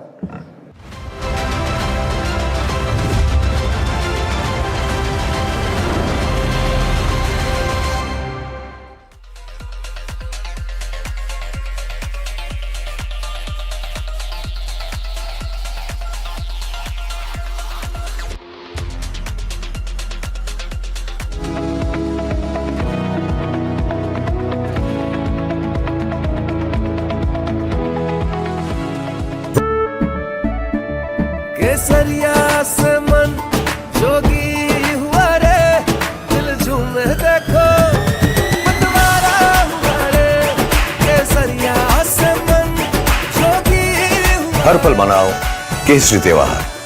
विमल, बोलो जुबान Kesari.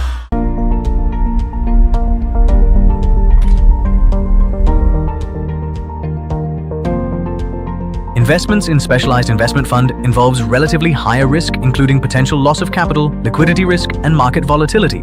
Please read all investment strategy related documents carefully before making the investment decision.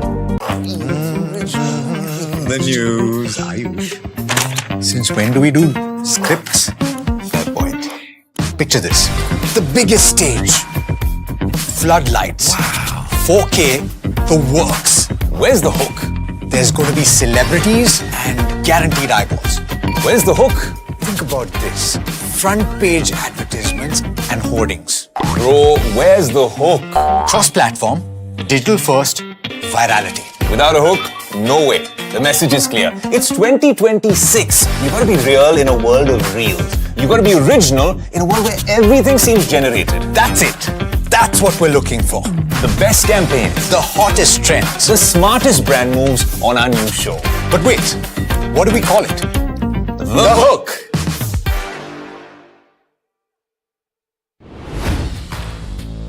Hi, I'm Tamanna Inamdar. Watch me on NDTV Profit, where I break down the day's biggest business stories. What happened, why it matters, and what it means for your money. Hi, I'm Niraj Shah. Watch me on NDTV Profit for the most incisive market intelligence and meaningful corporate conversations. And I'm Alex Matthew. Markets, mutual funds, insurance, personal finance. I help you cut through the noise and make smarter financial choices. And here's where you can watch us.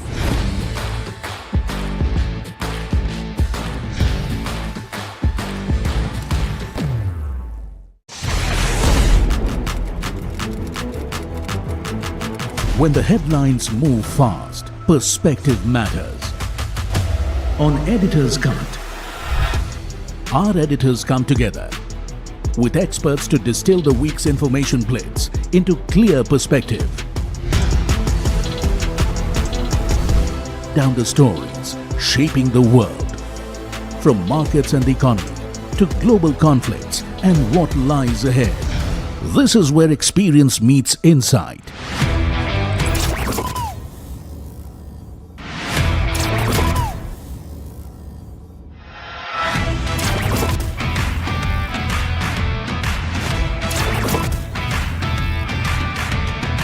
No noise, no hype, just sharp takes on what to watch next. Editor's Cut, every Friday, 3:30 p.m. only on NDTV Profit. He has been tracking markets for over a decade, spots the trends before they hit the screen. And he is now bringing his analysis to the show that the market watches. Watch Sharad Dubey on Know Your Company, a show that puts the most traded stocks under the scanner. We dissect the company so that you, the investor, don't have to get the management to answer questions relevant to you. Watch Know Your Company weekdays at 11:30 a.m. to understand your next big bet.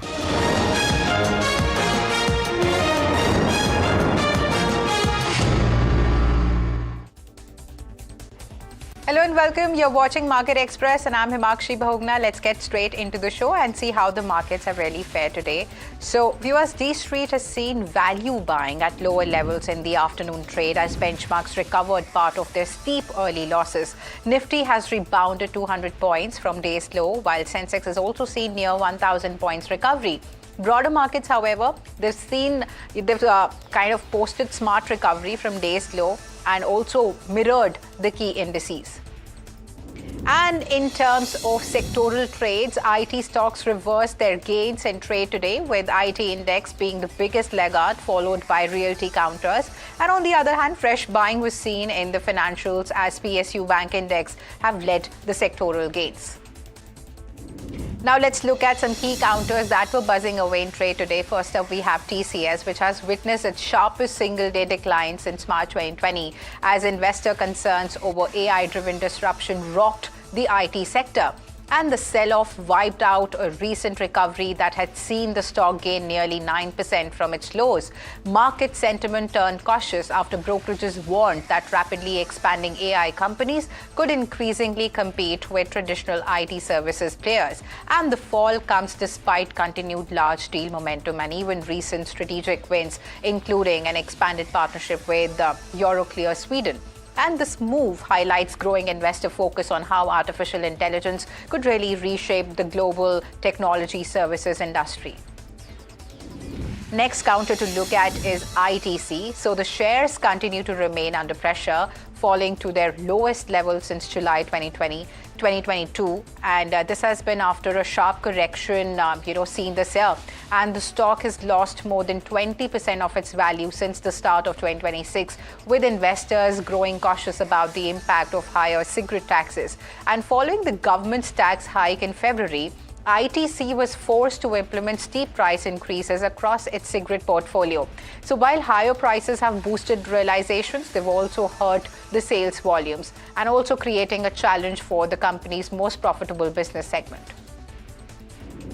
In fact, let's look at John Cockerell now, which has secured a major order worth around 1,300 crores from JSW Vijayanagar Metallics. And the contract involves the commissioning of 2 annealing and even coating lines, further strengthening the company's order book.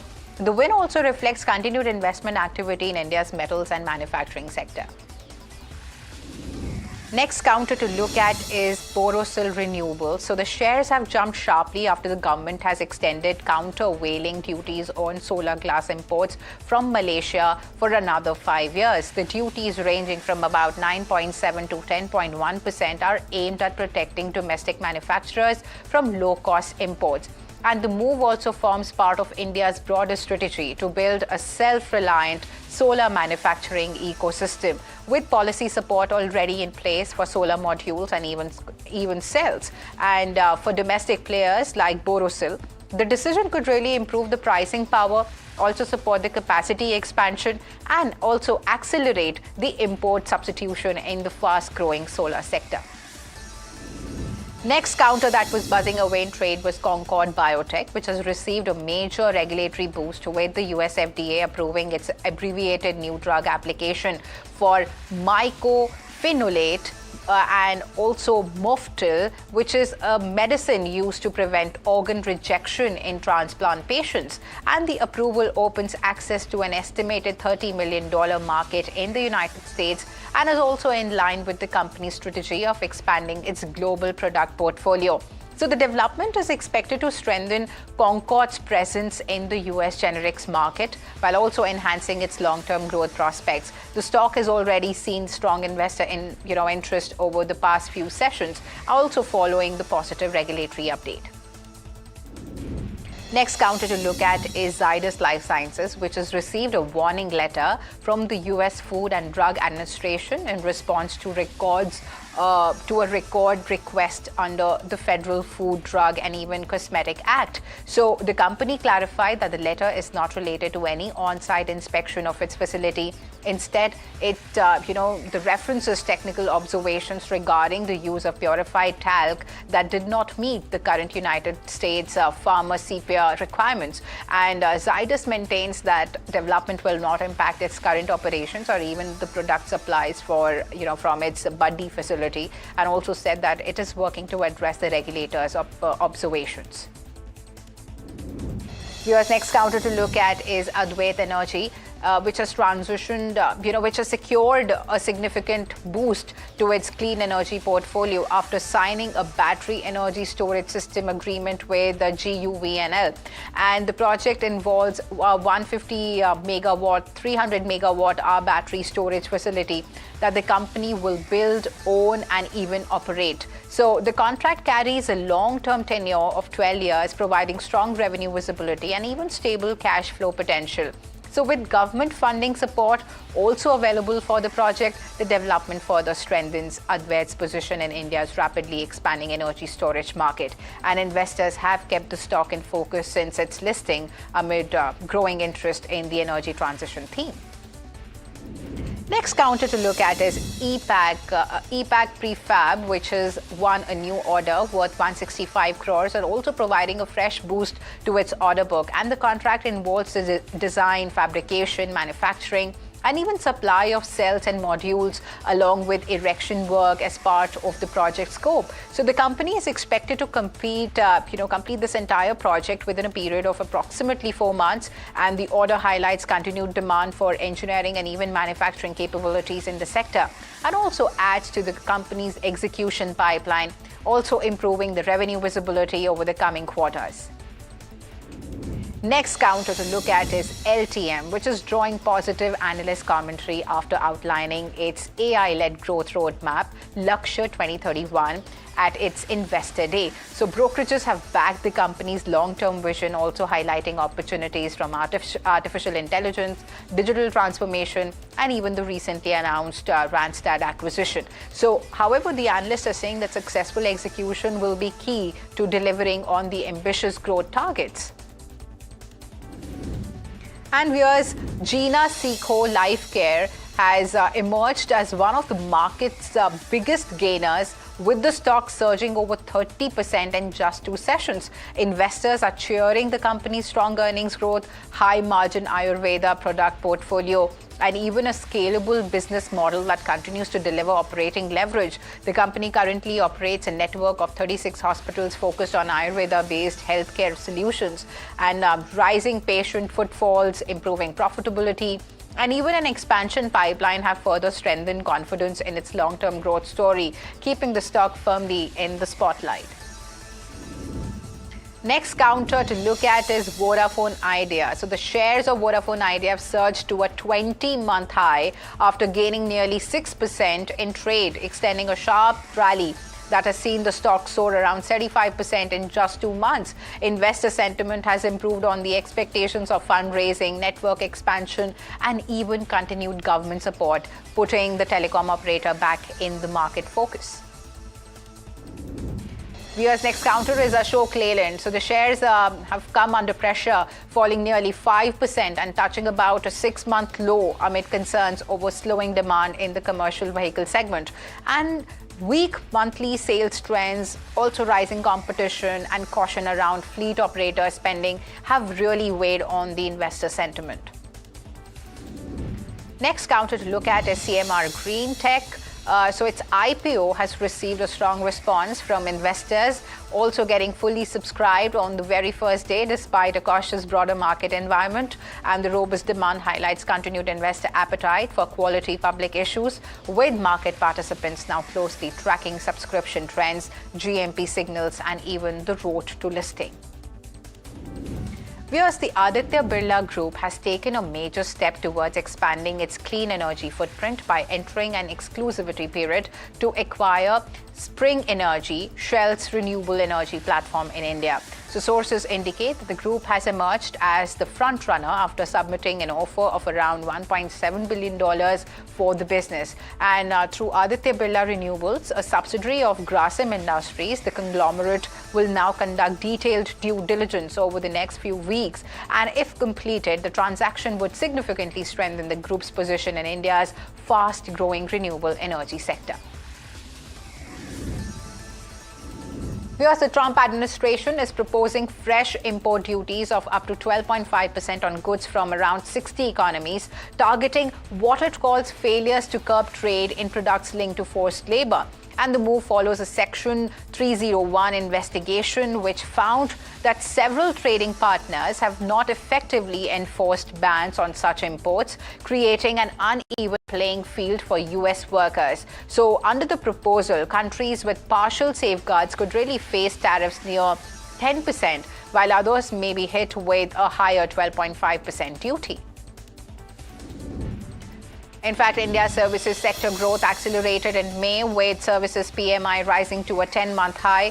This is signaling robust business activity across the economy. Strong demand, rising new orders, and healthy hiring trends have supported the expansion, even as companies continue to face elevated input costs. Now let's look at some national news, viewers. A major fire tragedy has struck Delhi, with at least 21 people losing their lives after a blaze broke out at a hotel in Malviya Nagar. So the fire started in the restaurant of the Flourish Stay Hotel and quickly spread to a neighboring property, Mikasa Inn. And more than 40 people were rescued during the operation, while several foreign nationals are reported to be among the victims. Multiple fire tenders, water bowsers, and even quick response teams were deployed to the densely populated area as authorities worked to contain the fire and also evacuate the occupants, as you can see the visuals on your screens right now. And investigations into the cause of the incident are underway. Viewers, in a major crackdown following the Pune Hooch tragedy that killed 15 people, Maharashtra authorities have arrested 333 individuals linked to the illegal liquor trade. The Excise Department and also the police, they've conducted 440 raids across the state, seizing large quantities of spurious liquor, chemicals used in its manufacturing, and even multiple vehicles. So the operation was launched to curb the illicit liquor network and also prevent further loss of life. And political developments are gathering pace in West Bengal after a group of 58 rebel TMC MLAs claimed the formation of a real Trinamool. And amid the turmoil, Chief Minister Suvendu Adhikari is set to chair a key administrative meeting with legislators and even senior officials from Kolkata, Havra, and South 24 Parganas. Now, MLA Kunal Ghosh is also expected to attend the high-level review. Here's in a significant step towards environmental protection. The Supreme Court has constituted a 5-member high-powered committee to develop a uniform definition of the ecologically sensitive Aravalli range. The panel, to be chaired by Kanchan Devi of the Indian Council of Forestry Research and Education, has been asked to submit a comprehensive report by August 31st. The court has said that future decisions of mining, land use, and even conservation in the region must be based on sound scientific assessment and even aligned with the principles of environmental protection and sustainable development. The recommendations could really shape the long-term future of one of India's most important ecological landscapes. Because India could really face fresh trade headwinds from the United States, with the Trump administration proposing additional tariffs on imports from India and even 59 other economies over concerns linked to forced labor in global supply chains. The proposed duties range from 10 to 12.5% and are also currently under a public consultation process. The move comes even as India and the US continue negotiations on a broader bilateral trade agreement. And tensions in the Gulf have escalated further after the United States has said that it successfully defeated a series of Iranian missile and drone attacks targeting regional countries. US Central Command said that missiles fired towards Kuwait and Bahrain failed to reach their targets or were intercepted by air defense system. Now, the US has also denied Iranian claims that American military facilities in the region had been hit. And in response, Washington conducted self-defense strikes on Iran's Kesh Island and even a strategic location in the Strait of Hormuz. So the developments have kept global energy markets on edge as concerns over shipping disruptions and even regional stability continue to mount. Meanwhile, viewers, Kuwait suspends flights and Iranian missile strike damaged Kuwait's airport, and also US forces carrying out fresh attacks near the Strait of Hormuz. So the latest exchange highlights the fragile state of the current ceasefire as diplomatic efforts between Washington and Tehran continue to stall. With the Strait of Hormuz still largely closed, oil prices moved higher as markets grew increasingly concerned about the supply disruptions and even further regional escalation. Because the United States has imposed sanctions on Nobitex, which is Iran's largest cryptocurrency exchange, accusing it of helping Tehran and even sanctioned state entities bypass the Western restrictions. The action follows a Reuters investigation that identified that platform a key part of a parallel financial network used to process hundreds of millions of dollars for Iranian institutions, including the central bank and even the Revolutionary Guard. So Washington's move marks a fresh escalation in its effort to disrupt Iran's alternative financial channels. Let's look at some sports news now, viewers. Former India captain Sourav Ganguly will now receive Y category security cover after the West Bengal government reportedly downgraded his protection from the higher Z category level.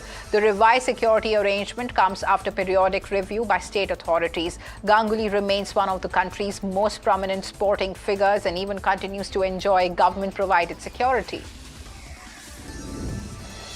And India's teenage batting sensation, Vaibhav Suryavanshi, has received a major vote of confidence from the BCCI, with board officials indicating that selectors will do whatever it is necessary for the youngsters' development. And after a record-breaking IPL season, Suryavanshi's chances of an early India call-up appear to have strengthened, with the spotlight now firmly on the chief selector, Ajit Agarkar, and even the selection committee. Viewers, Dutch giants Ajax have appointed Michel as their new head coach ahead of the upcoming season.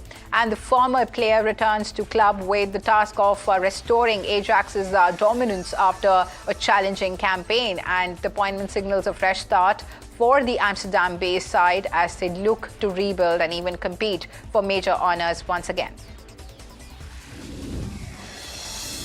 Here's Bollywood actress Jacqueline Fernandez has pleaded not guilty in the high-profile money laundering case linked to the alleged 200 crore extortion racket involving Sukesh Chandrasekhar. Appearing before Delhi's Patiala House Court, the actress rejected the allegations against her and even said that she would face the trial. The court has now formally framed charges in the case, marking a significant step forward in the legal proceedings. Sukesh Chandrasekhar, his wife Leena Maria Paul, and even several others are also named as co-accused in the matter.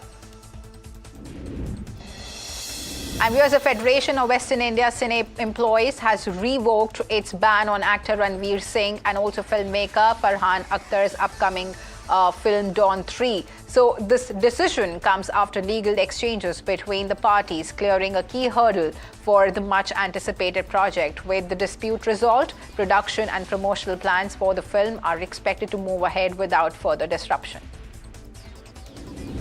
And with that, viewers, it's a wrap on this edition of Market Express. Stay tuned to NDTV Profit for more news and updates.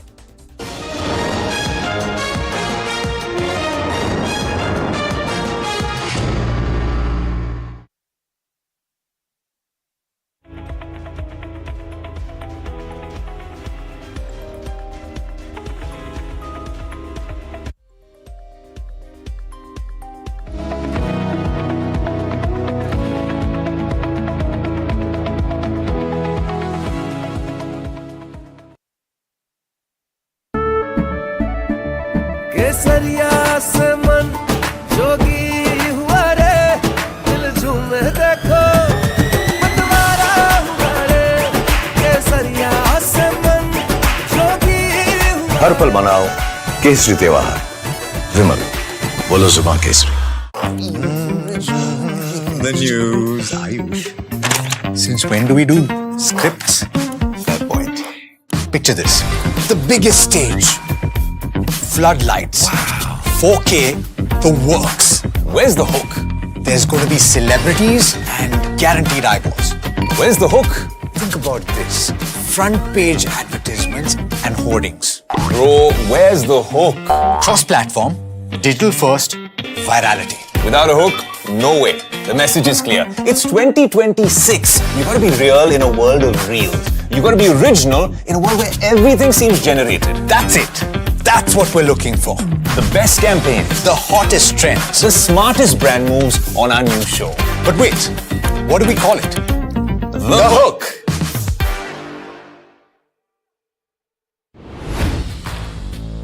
Hi, I'm Tamanna Inamdar.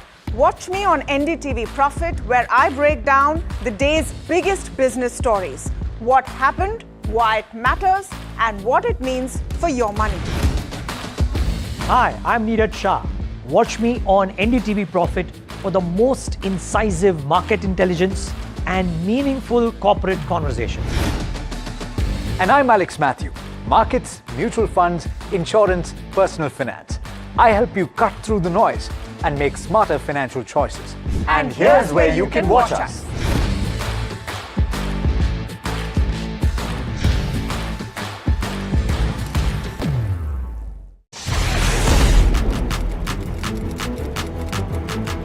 When the headlines move fast, perspective matters. On Editor's Cut, our editors come together with experts to distill the week's information plates into clear perspective. Down the stories shaping the world, from markets and the economy to global conflicts and what lies ahead. This is where experience meets insight.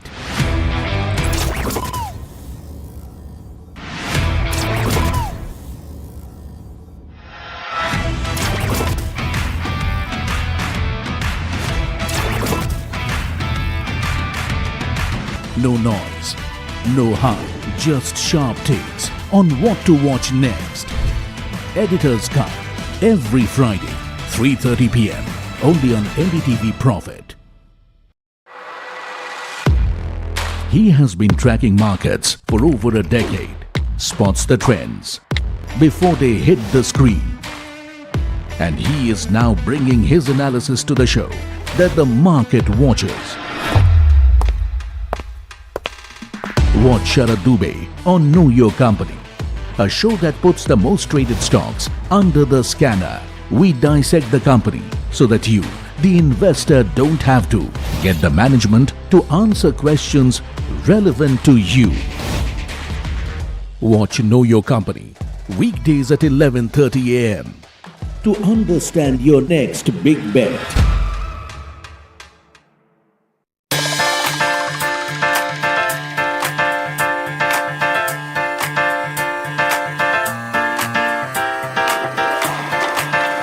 NDTV Newsbreak confirmed Cabinet approves ETF price stabilization fund of 10,000 crore rupees for aviation sector amid the Middle East crisis. Union Minister Ashwini Vaishnav says that the move will help stabilize the ETF prices and will prevent disruption of airline operations.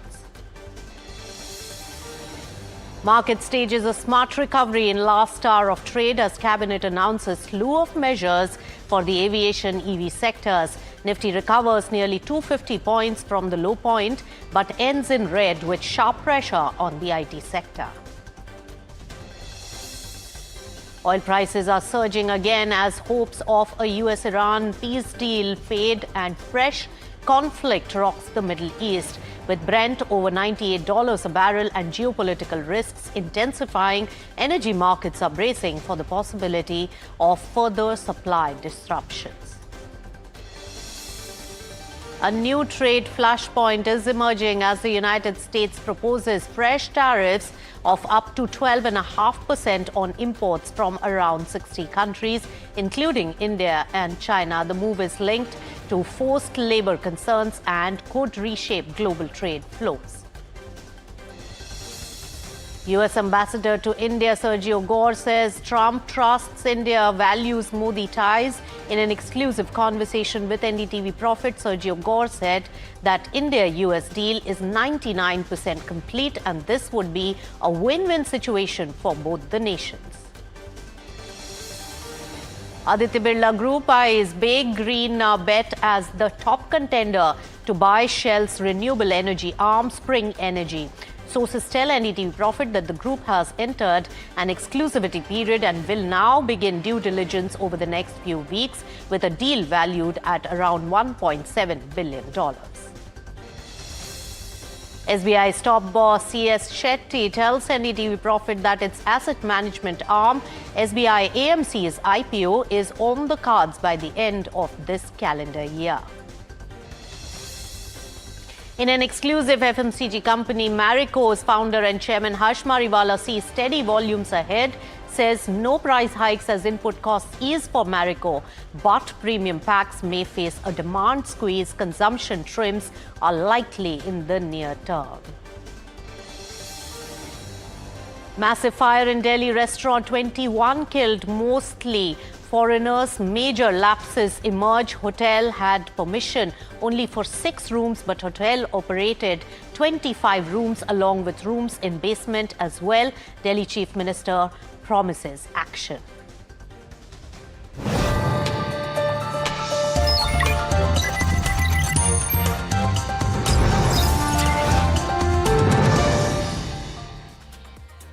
Hello and welcome. You've tuned into Profit 360. I'm Nisha Poddar, and let's get you all the top headlines that you need to know about in the day today. Let's begin first with an important development coming in, which is going to be of national interest in a major relief measure for the aviation sector. Well, the cabinet has approved 10,000 crore rupees of aviation turbine fuel or ATF prices stabilization fund. Now, the move comes after the global ATF prices surged nearly 2.5 times amid the West Asia crisis. Let's listen in to what the Union Minister Ashwini Vaishnav had to say on this particular approval given by the cabinet today. Aviation turbine fuel ETF इसका price बहुत बढ़ गया। जो अगर हम देखें तो मार्च में 60 रुपए पर लीटर एटीएफ का प्राइस था, वो बढ़ के 142 रुपए हो गया मई 2026 में। इसलिए सरकार ने एटीएफ प्राइसेस को कैप कर दिया था 75 रुपीस 60 पैसा पे डोमेस्टिक ऑपरेशंस के लिए। तो डोमेस्टिक ऑपरेशंस तो उससे स्टेबलाइज हुए, लेकिन साथ ही साथ जैसे जैसे क्राइसिस लंबा खिंचता गया तो जो ऑयल मार्केटिंग कंपनीज हैं उनके ऊपर इसका बड़ा नेगेटिव इम्पैक्ट पड़ रहा है। Finally the solution which has come out is a ATF price stabilisation fund. Basically एक सेल्फ सस्टेनिंग रिवॉल्विंग फंड बनाया गया है। इससे हमारे एंटायर एविएशन सेक्टर में करीब 70 लाख से अधिक जो जॉब्स हैं जिनके ऊपर इम्पैक्ट पड़ना आरंभ होने लगा था because of the stress in the sector, वो इससे सिग्निफिकेंटली मिटिगेट होगा। All right, aviation is the key focus here. Ashwini Vaishnav really spelling out the details of the ATF relief coming in. Let's take it across to my colleague Rishabh Bhatnagar, who was right there at that particular press conference and gives us detailed perspective on what it really means and how will this fund really ease the aviation sector's plight right now, Rishabh. Absolutely. So this is firstly an NDTV Profit news break that has been confirmed. The government has come out with a 10,000 crore rupee worth ATF price stabilization fund. Now, what the minister also said in his bite was also the fact that ATF accounts for roughly 40% of the operating cost for airlines. So a rise or a spike in ATF prices was adversely affecting OMCs as well as customers. There was a lot of sort of demand flux that was happening when it comes to ATF price. So you've also had the government cap these ATF prices, but that wasn't found to be a very sustainable solution. So instead, what the government has come out with is what they call a self-sustaining revolving fund. Now, let me tell you a bit about how this will work. Essentially, what this will do for airlines is that a one-time budgetary amount of roughly 10,000 crore rupees will be given out to the OMCs. This is an interest-free advance that is given to them. All scheduled Indian airlines are eligible for this. Now, this fund will be compensating OMCs for the losses whenever ATF price goes above a certain approved benchmark that will be determined by a mechanism under this scheme. So as and when that price fluctuates over that, the losses can be recovered through these 10,000 crore rupees. And once this crisis is over, once ATF prices settle, that's when you can have these funds actually being recovered from the OMCs and sent back to the Government of India's consolidated fund. So that's what we're picking up in terms of how this fund will be structured. Sure. Okay. Thanks for breaking it down for us, Rishabh Bhatnagar. And Of course, it's an NDTV Profit news break that has been confirmed. Jitendra Bhargav, who's the former ED Air India, joins in now to add more perspective on how it's going to impact first the ATF prices and second, the aviation sector and therefore the consumers like you and me. Jitendra Bhargav, welcome on NDTV Profit. So you heard about the revolving 10,000 crore rupees scheme. And that is really benefiting the OMCs after the fuel prices really cross a certain threshold for the aviation sector. How will this really impact the aviation sector in terms of the ATF prices, you think? You know, as the minister very rightly said, that the ATF prices have gone up by almost 85–90% since March. Now, what happened in the beginning was that airlines imposed fuel surcharge on the fares, hoping that it will be a temporary measure and they'll be able to sustain it. But as the war prolonged and you had problems on the fuel front, airlines started canceling flights. Now, what cancellation means is that large capacity aircraft are on ground, capital-intensive aircraft on ground on which you're paying lease rental, so it was impacting the airline on one side. The other side was that when you have shrinkage of capacity in the market, there's a surge in fares. So fares were also going up in a big way, making less people travel because India is a price-sensitive market. And when you have fares going beyond a certain point, fewer people travel. So it was a double whammy for the airlines, losing on grounding of aircraft, and on the other side, not being able to get the fares or the compensation. So this government measure needs to be applauded by the aviation sector, proactive action. And when you say ATF constitutes a major chunk of the cost, single largest cost factor for operations, now what do you do when you know that the fares that you can't really predict what would be the ATF prices in the month of 2 months from now, 3 months from now, how do you sell your tickets? That's why they were resorting to cancellation. Now with the stability having come in, that you have capped the ATF prices at 75 rupees 60 paisa, and you said this is where the stabilization fund would come in, help the OMCs, so there'll be no great hurry to say, let me jack up the fares or put pressure on the government that we are sustaining the price. So it's an across-the-board welcome relief, OMCs, airlines and passengers, of course. Yes, so it's a welcome relief that is coming in. Jitendra Bhargav, my one quick question to you is that how is the aviation sector really reacting to these measures? What more measures could be required? And will this also bring some sanity on the way there was a disruption in the routes and cancellation of airlines and flights at the current moment because of this cost? Bail out the airline, the losses will be contained, which is a welcome relief from their side. Passengers, of course, will applaud it because they will have more capacity in the market. Therefore, reasonability of fares would be there. So if you look at from whichever perspective you want to look at, it's a very welcome relief. And it is not just in India that airlines resorted to flight cancellation because of the fuel prices going up astronomically. So India, of course, Indian government has reacted, which is a very welcome sign. So people would welcome it and say, look, this is what is happening in our industry. But let's not forget that India, it's not just the ATF prices. Most costs of an airline industry are dollar denominated. And with the depreciation of rupee vis-a-vis dollar, airlines were suffering all the more. So when you look at it from the fewer passengers traveling, ATF costs, rupee depreciation, lease rental payable in dollars, and you require that many more rupees to pay for each dollar that you have to pay for the lease rental and other things. So it will be a welcome relief. All airlines would welcome it and say, look, we've got breathing space. We can work out things. But one provision that the government must put in here is that having provided the stabilization fund, no more cancellation of flights should be allowed.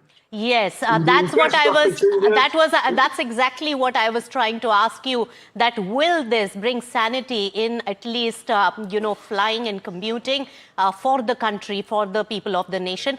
Fine, Jitendra Bhargav, all your insights well taken. And yes, the government has taken care of the OMC losses while capping the ATF prices for the airlines. So a two-pronged measure has really helped the entire sector. Thank you so much for joining in with your perspective. All right, moving on to the markets. Dalal Street saw value buying at lower levels in the afternoon trade as benchmarks really recover part of their steep early losses. Now, Nifty rebounded 200 points from the day's lows, while Sensex also saw near 1,000 points recovery. In fact, my colleague Jasmeet is right here with a detailed wrap on the market action today. Jasmeet, tell us. Well, a weak day for markets today. Nifty 50 ends in red, down about 0.3%. In terms of top losers, we have the IT stocks. That's Tech Mahindra and TCS losing the most, down about 6.5%. While if you look at the broader market underperforms the benchmark in today's trade, while Nifty Midcap 150 ends in red, down about 0.3%. In terms of top losers in Midcap 150, we have stocks like Persistent Systems and Coforge, both the IT names losing the most in Midcap 150 as well. In terms of Small Cap 250, that ends flat in today's trade. And in terms of top losers, we have IFCL and RHI, which are among the top gainers for Small Cap 250, both gaining about 9.5%. In terms of top loser, we have stocks among JM Financial, which is down about 5%. In terms of key sectors end on a mixed note. While Nifty IT being the top losing sector, which is down about 5.2%, we do see the brokerages coming and being bearish on overall IT space, as they say the overall AI can give a tough competition to IT services. That's why we saw a turnaround where Nifty IT was top gaining sector yesterday, but today in trade, Nifty IT emerges as a top losing sector. Now, in terms of top losers in Nifty IT, we have stocks like TCS and Persistent Systems, both down over 7.7%. In terms of the other key trends, while Nifty PSU Bank was a top gaining sector in today's trade, it's gained about 1.5%. And in terms of top gainer in Nifty PSU Bank, we have stocks like Indian Bank and Central Bank, both gaining the most, up about 3%. If we look at the other key trends, we do make a note that Nifty IT snaps its 3 days of gaining streak and loses in today's trade, while Nifty Financial Services snapped its 5 days of losing streak and gain in today's trade, while lastly Nifty Oil and Gas is down for the 6th consecutive day in a row.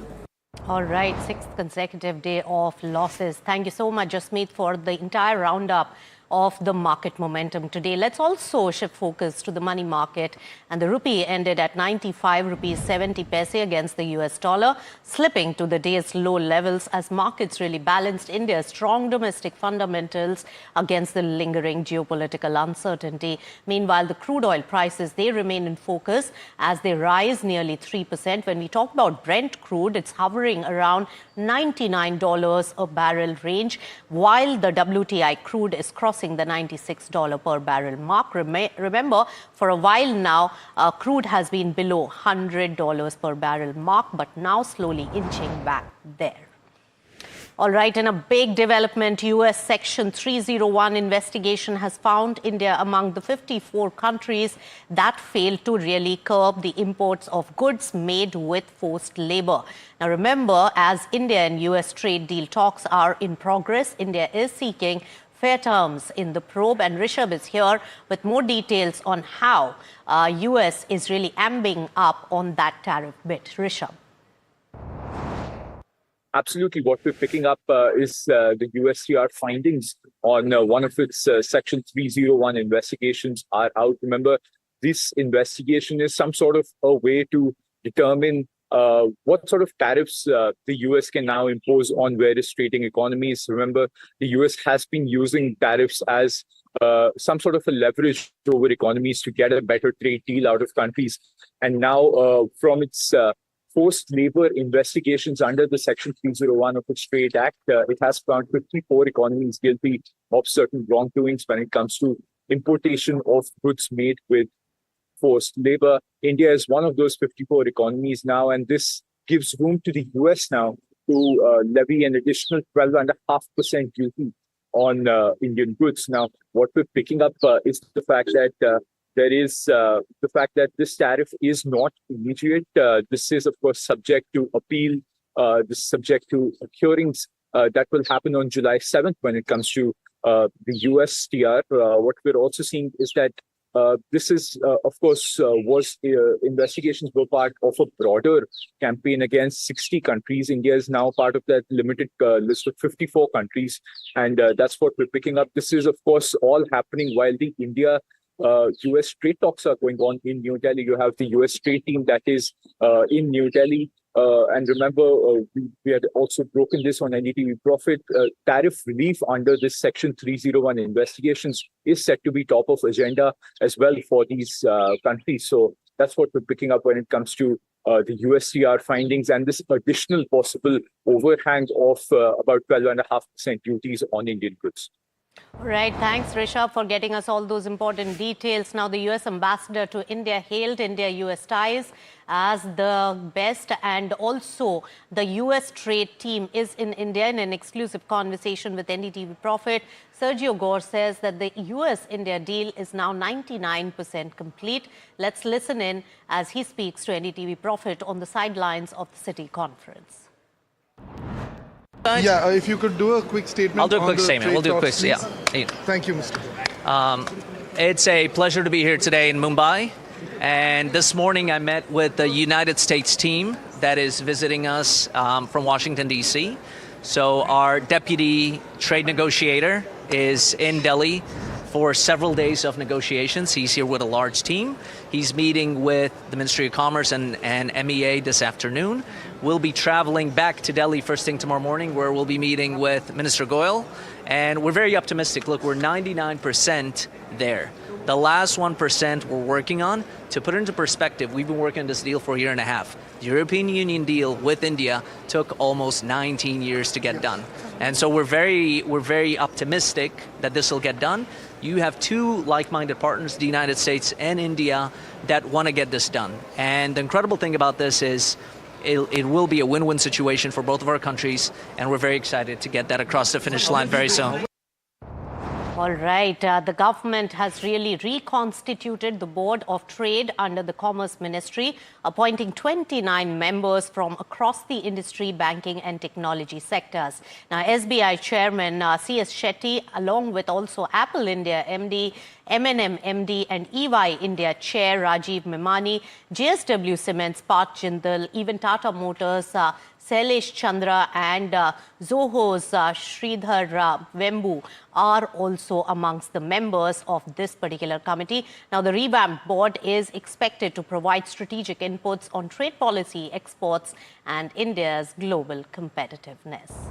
All right, to an important corporate development coming in from the mergers and acquisitions street, and Aditya Birla Group is fast emerging as the front runner and is the top contender coming in for Spring Energy, which is the renewable energy arm of Shell PLC. In fact, sources tell NDTV Profit that the group has entered into an exclusivity period and is now beginning the due diligence process over the next 3 to 4 weeks. So after the due diligence process, then the final negotiation as well as the pricing will be decided, and whether or not the deal is sealed will be decided. But this is the incremental latest detail on this large transaction. Remember, Aditya Birla Group has bid close to around $1.7 billion for this particular transaction, and it will be done by the group company Aditya Birla Renewables, which is a subsidiary of Grasim. All right, speaking to NDTV Profit at the City India event, C.S. Shetty has really reaffirmed SBI's goal to list SBI AMC in the calendar year 2027, while also confirming SEBI approval. Listen in. SBI AMC, is there a timeline yet for the IPO? We hope to do sometime during this year. Okay. We are just waiting for the regulatory approvals. Calendar year. Are you close to filing the... we have already filed the DRHP, so we are waiting for the approval. Yes, we have filed the DRHP. Yeah. Right, speaking to NDTV Profit on the sidelines of City India conference, well, Harsh Mariwala, the founder and chairman of Marico, said that despite the Middle East crisis, Marico has seen limited impact due to the reduced low raw material prices now and maintaining sector-wide resilience as well. Listen in. Sir, in Marico, which are the products with, the West Asia crisis going on? Which are the segments which will be resilient in this time, and which are the ones which, will sort of need some, support? See, I think in many cases, we pack our products in very small packs, which cost 10 rupees, 20 rupees. So in those categories, the impact may not be as high as something which is far more expensive. So, for example, a Saffola cooking oil, 4 kilo, 5 kilo, costs much more. So, because the overall outlay on that particular brand is higher, there may be some cut down on the consumption. But I think it all depends on the crisis is panned out. If it continues for long and if it is leading to higher inflation, then everything may get impacted. Also, so far, Marico hasn't really taken any, after the Middle East crisis started, no price changes have happened so far as per our dealer checks. What has worked for the company? Is it a better preparation which has worked or something else? No, I mean, one of our key brands, Parachute, the raw material prices fell. So because of that, we were able to absorb the cost inflation in, say, fuel prices, packaging, material prices. Lastly, sir, I know nobody has the answer to this, but the guidance, the volume growth, which the company has said a high single digit, how sustainable it would be and what can the investors expect? In the near future, it looks sustainable, but it all depends on the environment and the war. So if it really deteriorates and one doesn't have any idea of when will it end, every day you get hopes and the next day the hopes are dashed. All right, Harsh Mariwala very candidly speaking to my colleague Ridhima Bhatnagar about the war situation and its impact. Now, a devastating fire in South Delhi has claimed at least 21 lives, many of them really foreign nationals, and left several others injured. More than 40 others have been rescued so far. Fire broke out at 8:50 a.m. in the restaurant of the Flourish Stay Hotel, which was reportedly located in the basement of the 5-story building. The fire later spread to a hotel and Mikasa Inn next to it, and authorities say that around 40 people have been staying in that hotel at that particular time. Some lapses have been found. Sources have told NDTV that the hotel had permission to have 6 rooms, but 25 rooms were being operated. Some guest rooms were also in the basement. All right, a tragic incident there that has occurred. On that note, we'll say goodbye on this particular edition of Profit 360, but do keep it with NDTV Profit. Thank you so much.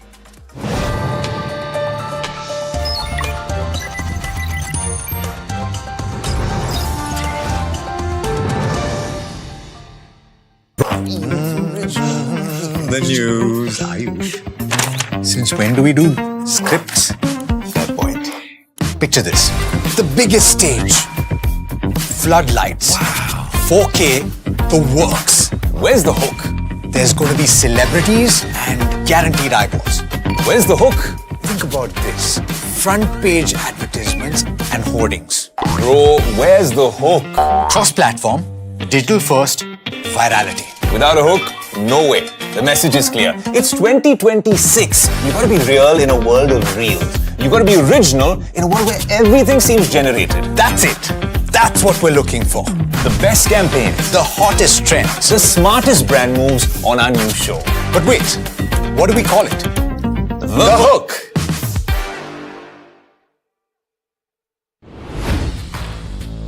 Hi, I'm Tamanna Inamdar.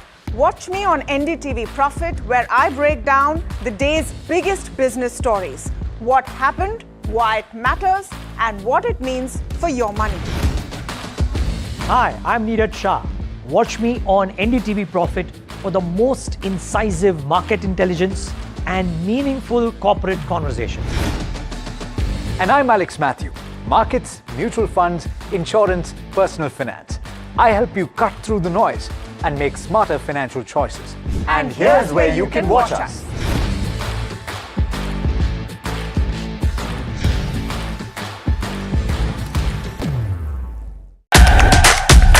India's unshakable news habit. NDTV.com is India's #1 English news website.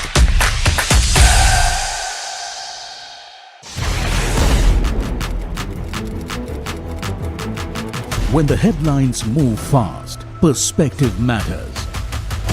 On Editor's Cut, our editors come together with experts to distill the week's information blitz into clear perspective.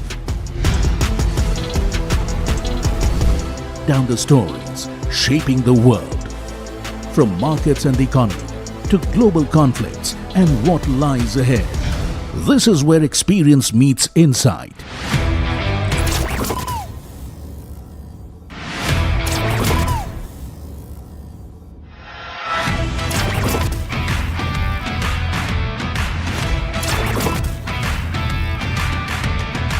No noise, no hype, just sharp takes on what to watch next. Editor's Cut, every Friday, 3:30 p.m. only on NDTV Profit.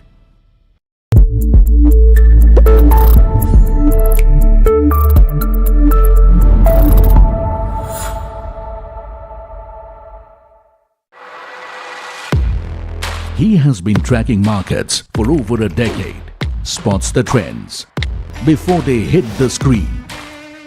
And he is now bringing his analysis to the show that the market watches. Watch Sharad Dubey on Know Your Company, a show that puts the most traded stocks under the scanner. We dissect the company so that you, the investor, don't have to get the management to answer questions relevant to you. Watch Know Your Company weekdays at 11:30 a.m. to understand your next big bet.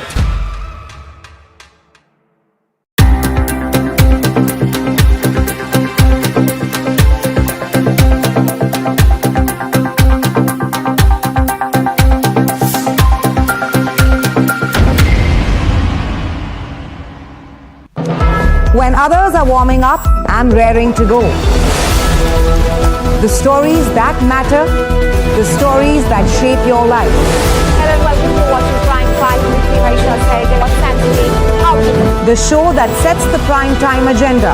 We'll be deep diving into this topic to tell you what's at stake. Join me, Raisha Sehgal, on Prime 5 only on NDTV 24/7.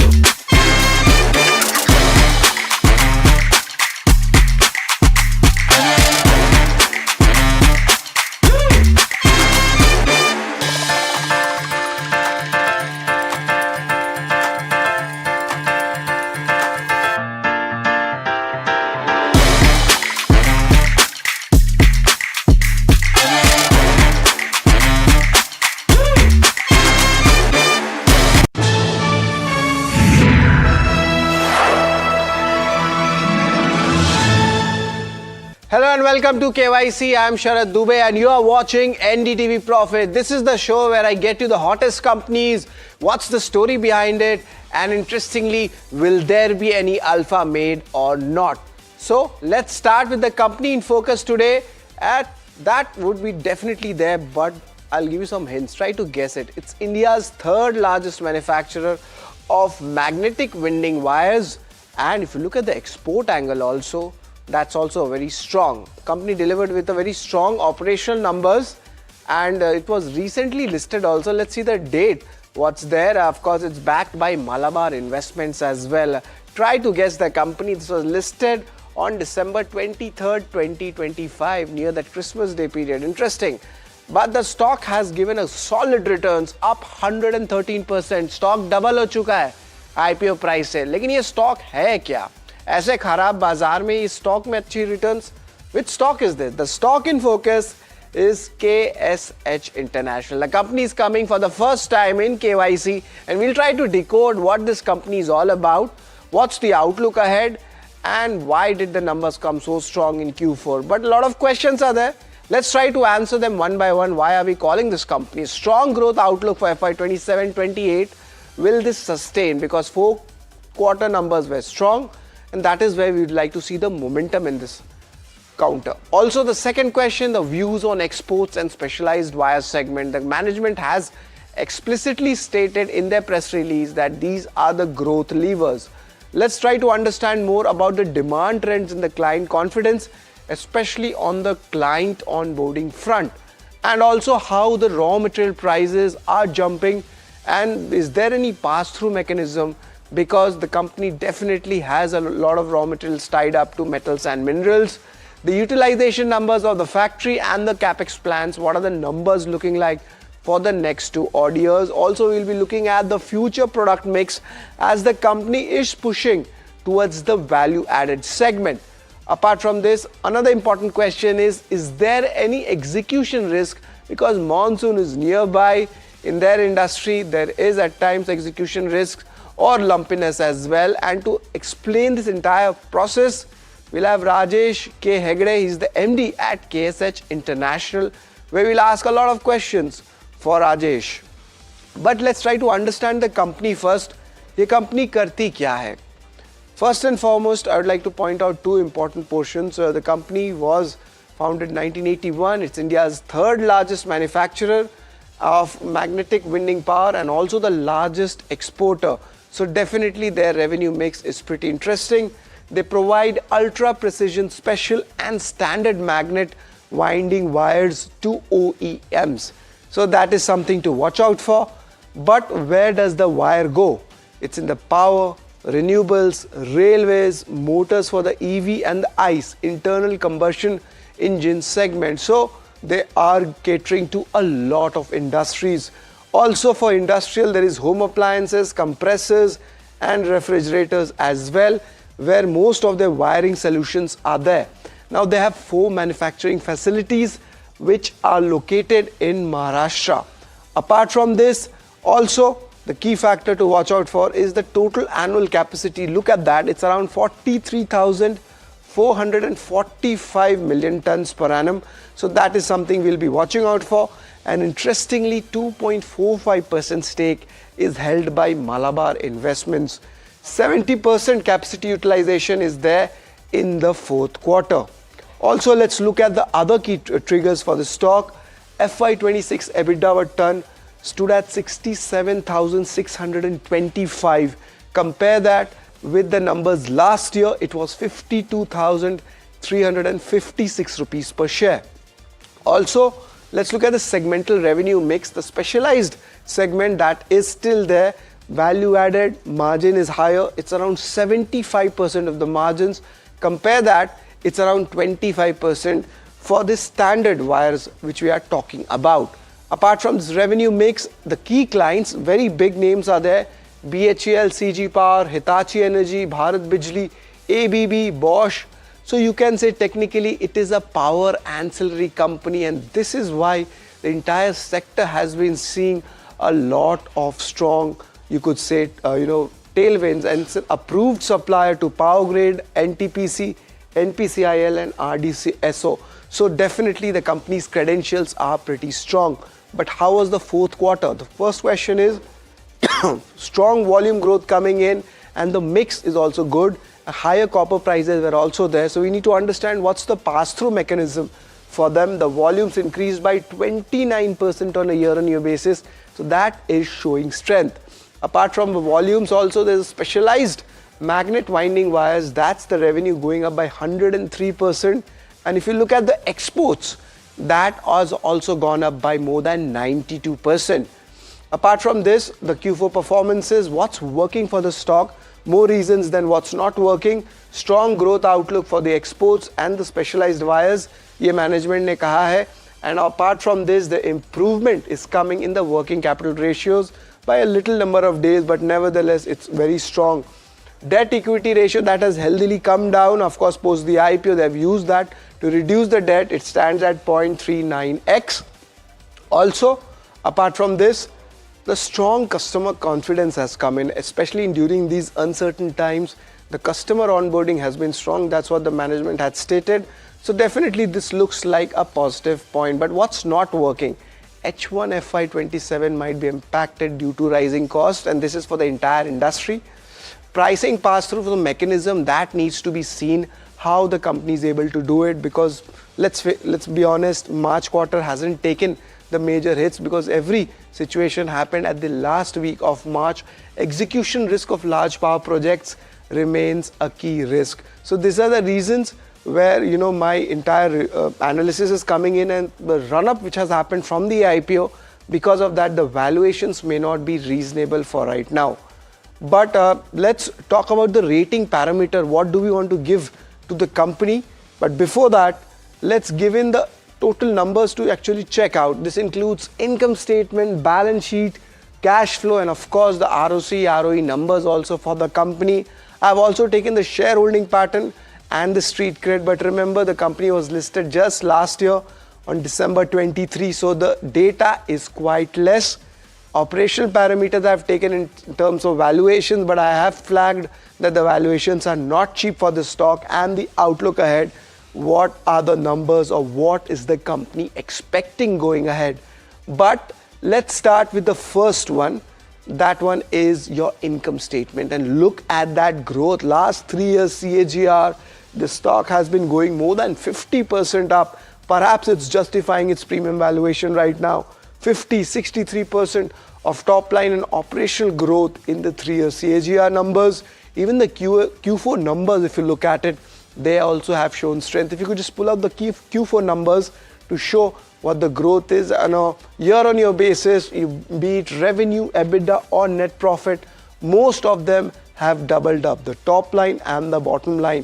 Let's have a look on the margins, what has happened, and I feel margins has taken a little bit of hit. It was going comfortably above that 6% mark, but now it's at 5.5%. So we'll try to understand why the margin pressure and will this continue going ahead or not. But net, I could say this is a strong thumbs up when it comes to the income statement. Up next is balance sheet. I mentioned to you earlier that the debt levels are on the lower side, and that's what I'm talking about. The balance sheet has done well. The cash levels have gone up. Look at that, it's around 84 crore rupees, and net worth seems good as well. So all in all, a good balance sheet management. So I'm going to give this a thumbs up as well. So we spoke about income statement, we spoke about balance sheet. Let's look at cash flow. Is there any lumpiness in this business model, or this just a neutral way of looking at things? And yes, things have improved. The EBITDA number has improved and the company has turned net cash flow positive. But there is lumpiness in this industry, and I want to be fair in my rating. So I'm going to give this a neutral rating for the cash flow segment. Let's pull out the return ratios and see what happens. And largely, the ROC numbers is something to track. It's around 13%. It went at a peak of 17%. Slight cool off at 16%, but nevertheless, it's a 15% plus ROE business. Return ratio, same story happens here for the ROE numbers also. It's comfortably at the 20% mark. So net, it's a very solid return ratios for a business model like that, but a little bit of moderation has come. So that is where a little bit of question comes for me going ahead. So I'm going to give this a neutral rating. Let's go on to the next one. That is the shareholding segment. Of course, largely the promoter stake has been, you could say, neutral around 75%. But one thing which I liked was the FIDI. They have increased the stake partially from 4% to 5% for FIs, and for DIs, this number is around 13 to 14%. So that's pretty interesting as well. So I'm going to give this a thumbs up as well. Also in the street cred, we are having the stock's reaction. From the IPO price, the stock is up 113%. And look at that, from the listing price, the stock also jumps 121%. So the stock has made money if you have invested in the company or even after that. But let's look at the operational parameters, what is there. I have taken EBITDA per turn and sales volume per turn, and look at that, the operational numbers are pretty strong and a good jump, both YOY basis as well as a sequential basis. So I'm going to give this a thumbs up as well. Let's talk about the outlook, how things pan out, and largely you need to take this thing with a pinch of salt. The company wants to exit FY27 with an installed capacity of almost 59,000 million tons. Good execution momentum is something which they have spoken about, and the increased demand for export products and the special segment in the new countries is something which they are looking out for. Now they have signed up new domestic OEM customers for standard wire products, and also diversifying the business to leverage the new growth market. So it's a neutral rating right now because of uncertainty coming in. But let's try to recap what are the important KYC ratings coming in. Income statement, balance sheet has been quite strong. On the other hand, the street cred and shareholding, if you look at it, largely the stock has given good returns post IPO as well. Operational parameters have been strong, and so has the interest amongst the institutions. So net on the higher side of the average earnings which I gave in the KYC segment, the company gets 6.5 out of 8. So that is a really solid, strong set of numbers which we are giving for KSH International. But we have the next speaker, Rajesh K. Hegde. He's the Managing Director of KSH International. An interesting snippet about him also. He has 28 years of experience in strategy and management, and of course a strong education coming in as well, and he joined this company in 1996. So joining us, we'll have Rajesh K. Hegde, the Managing Director at KSH International. Good afternoon, Rajesh. It's always a pleasure to have you with us. Just wanted to understand the fourth quarter numbers are quite strong. How does the outlook look for FY27, FY28? Good afternoon, Sharad. Thanks for having me on the show. So, if you look at our Q4 earnings, see, we are sitting on a pretty strong demand environment. And we had this new additional capacity that has come in the new plant, which was available for Q4. This has allowed us to basically address the demand which was actually available in the market as well. This has finally led to the volume growth over the previous year of about 29%. Now, demand is driven by two things. A few things. The T&D cycle, which is there, which is very strong across not only in India but across the world as well, and that's the primary drivers for us. For that is the renewable energy rollout that's happening across the world, and the data center demand that is there. And then you have also, for us, basically it's the export demand, because almost all my customers are in expansion mode right now. So if you look at the growth outlook that you asked, it remains strong, especially in the T&D segment. Transformer OEMs are, growing, adding new capacity. Most of the capacity will also kick in. The new plants will start sometime in FY28. And then finally, we also have, two other levers for future growth as well, which is the localization of the AC compressor segment that is happening, AC compressors that's happening in India, where because of BIS and also for local content requirement. So there are a number of new plants which are being set up for manufacturing AC compressors, which uses the standard magnet winding wires. And, another future lever for growth will be the EV segment, which of course is quite small right now, relative to the T&D segment. But we feel that, in future, in another couple of years, this is the segment which will drive the specialized magnet winding wire and the standard magnet winding wire demand. Rajesh, apart from this, the concerns definitely come in when we talk about, the raw material prices. There is a pass-through mechanism also. We just need to understand what's the lag here. Is it a 1 quarter lag? Because the impact will start coming in this quarter. So, you have to understand that, our business basically is a make-to-order business. We don't do anything make-to-stock. And every order, where we have the metal price, that gets, finalized on the same day. And that becomes the invoice price for that order. And generally, it's about a 15-day cycle for, from getting the order to delivering the material X works. So, it's 100% pass-through when it comes to the LME. Not only the LME, but the exchange rate as well. What we focus on is the value addition that we do. And that's the explanation for something like this. So, the right measure for our business actually is EBITDA per ton. So what will be the EBITDA per ton guidance going ahead? Because you have been growing sequentially. I checked the numbers. It was good. Year-on-year basis also it was good. Sales volume growth is kind of, you could say a little bit of peaking, or you could say plateauing. So how is this numbers looking like? What will be the guidance for the EBITDA per ton, next 2 to 3 years? Well, if you see historically, last year we did at a blended EBITDA of about 67,000. The year prior to that was about 52,000. And the new capacity that came in was actually available for us from Q4 onwards. Now going into the next FY26, we have this entire capacity of 43,000 tons available with us. And generally, our view is, in terms of capacity utilization, it takes about 2 to 3 years to reach about 85% capacity utilization for any new plant as well. So, in terms of EBITDA per ton, we feel that in terms of volumes, last year we grew at about 29%, year on year. That is sustainable, in terms of growth as well, in terms of volumes. And, our endeavor is, of course, to maintain this between 67 to 74,000, per metric ton. Because our last quarter, if you see Q4, was at about 74,000 Right. per metric ton. Rajesh, two segments you have been quite bullish on. One is the exports and the specialized segment. But I just want to understand, now your company is moving towards the value-added segment. So how does the product mix lie, next 3 to 4 years?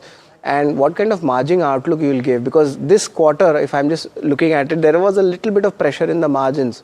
So I just wanted to get your margin outlook and how the product mix changes. So let me answer the margin question first. If since copper is a pass-through, and if you look, the year prior versus last year, copper prices have moved up, but copper is generally a pass-through for us. So in a environment where copper prices are increasing, margins might look to be lower, but that's why we give, we put out basically the right measure is EBITDA per ton. And we don't really look at, in terms of margins might look less in an environment where the copper prices have increased, And even this year also we find that the copper prices are, on an upward trend, globally as well. So that's the, does that answer your question, or do you have another question? I have a question, Rajesh ji, is that the product mix, how does it change? Because you are going after value-added product also. So that also tries to offset, the margin pressure we might see even if you have 100% pass-through. So I just wanted to take your view on that as well. So 75% of our, revenue comes from the specialized magnet winding wire segment, and which is actually going into the T&D or the transformers or wind generator or any railways, product which uses the magnet winding wire. We expect this mix to continue going forward, and 25% is from the standard which goes into your motors or the EV or the other applications. In terms of, if you look at it, obviously specialized magnet winding wires is a higher margin product or EBITDA per ton product as compared to the standard. Generally, it's like a 3:1 ratio between specialized to standard. So last question on the utilization levels. It's around 70% right now. What kind of utilization levels you are expecting for the next year, since you have spoken about a lot of orders coming in? And also any capex plans if you have earmarked, or it's just going to be replacement costs? No, so let me address the capacity part of it first. Like I said, 43,000 tons we closed with last year, capacity being available. Now this 43,000 tons of capacity is available for the full year. It actually came online in October of last year, and so it was actually available for half the year. Now, with this capacity going forward, and if you look at in terms of what I mentioned earlier, that historic, like last year, we had about a 29%, growth year on year. Our endeavor is, of course, to maintain this growth in terms of volumes going forward as well. And for any new plant, to reach 85% capacity utilization, it does take maybe a couple of years. And, Supa plant has just come online last October, and our endeavor is to keep increasing the capacity utilization. Right, but in a strong demand environment, I feel that that's possible. Well, that's what's happening to the stock as well, and as you rightly pointed out. Thanks a lot, Rajesh, for giving your views on the company, industry, and the outlook as a whole. It's always a pleasure to have you on our show. So that's an interesting Thanks, take Shah. coming on the management of KSH International. First time the company has come to KYC. A bullish commentary coming in, and especially they have stated that there's a 100% pass-through when it comes to the rising copper prices. For interesting stories like this, stay tuned to NDTV Profit, and yes, keep watching KYC.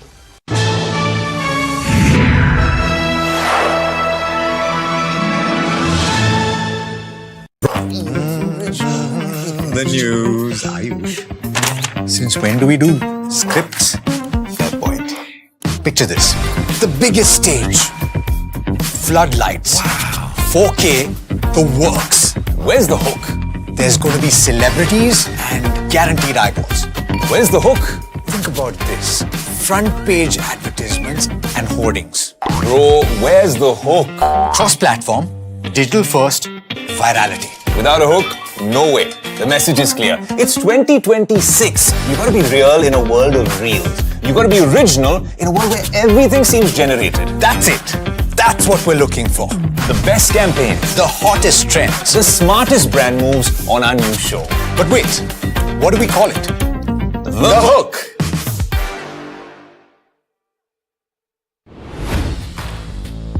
Hi, I'm Tamanna Inamdar.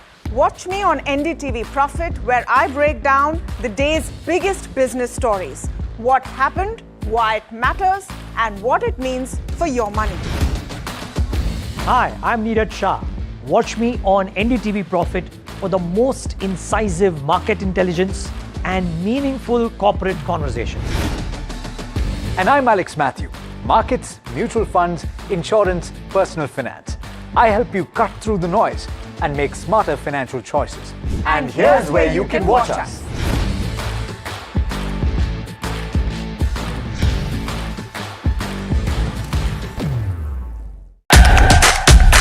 India's unshakable news habit.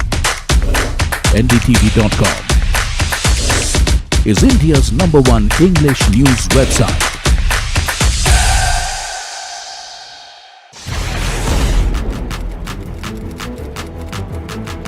When the headlines move fast, perspective matters. On Editor's Cut, our editors come together with experts to distill the week's information blitz into clear perspective. Down the stories shaping the world, from markets and the economy to global conflicts and what lies ahead. This is where experience meets insight.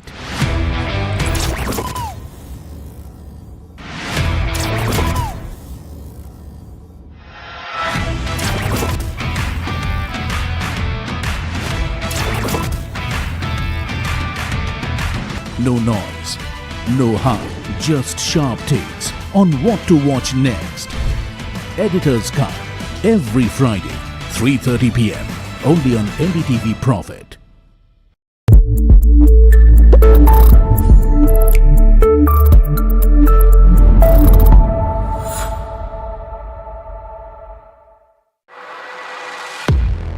He has been tracking markets for over a decade, spots the trends before they hit the screen. And he is now bringing his analysis to the show that the market watches. Watch Sharad Dubey on Know Your Company, a show that puts the most traded stocks under the scanner. We dissect the company so that you, the investor, don't have to get the management to answer questions relevant to you. Watch Know Your Company weekdays at 11:30 a.m. to understand your next big bet.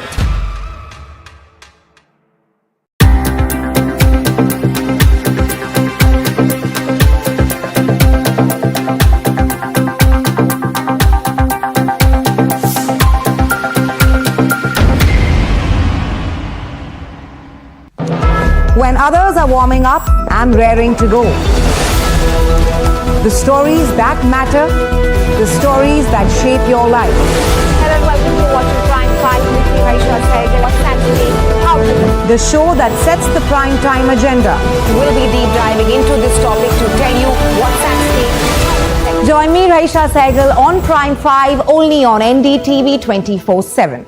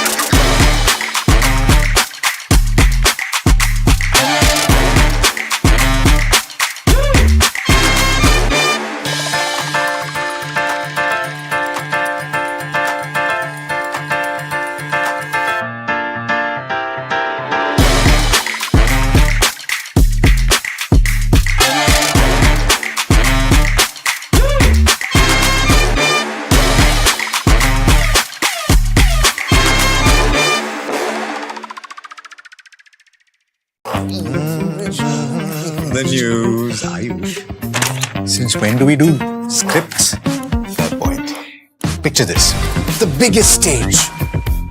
Floodlights. Wow. 4K, the works. Where's the hook? There's going to be celebrities and guaranteed eyeballs. Where's the hook? Think about this. Front page advertisements and hoardings. Bro, where's the hook? Cross-platform, digital first, virality. Without a hook, no way. The message is clear. It's 2026. You gotta be real in a world of reels. You gotta be original in a world where everything seems generated. That's it. That's what we're looking for. The best campaigns. The hottest trends. The smartest brand moves on our new show. But wait, what do we call it? The hook.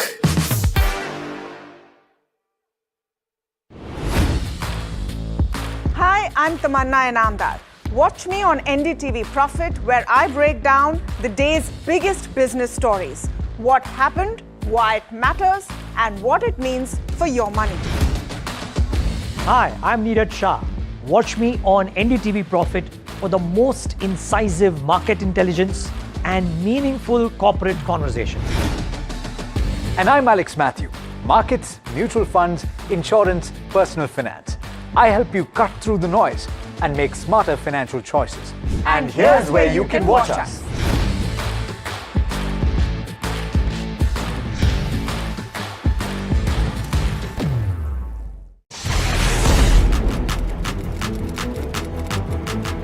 When the headlines move fast, perspective matters.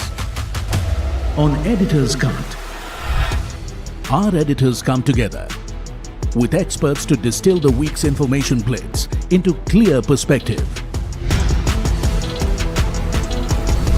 Down the stories shaping the world, from markets and the economy to global conflicts and what lies ahead. This is where experience meets insight.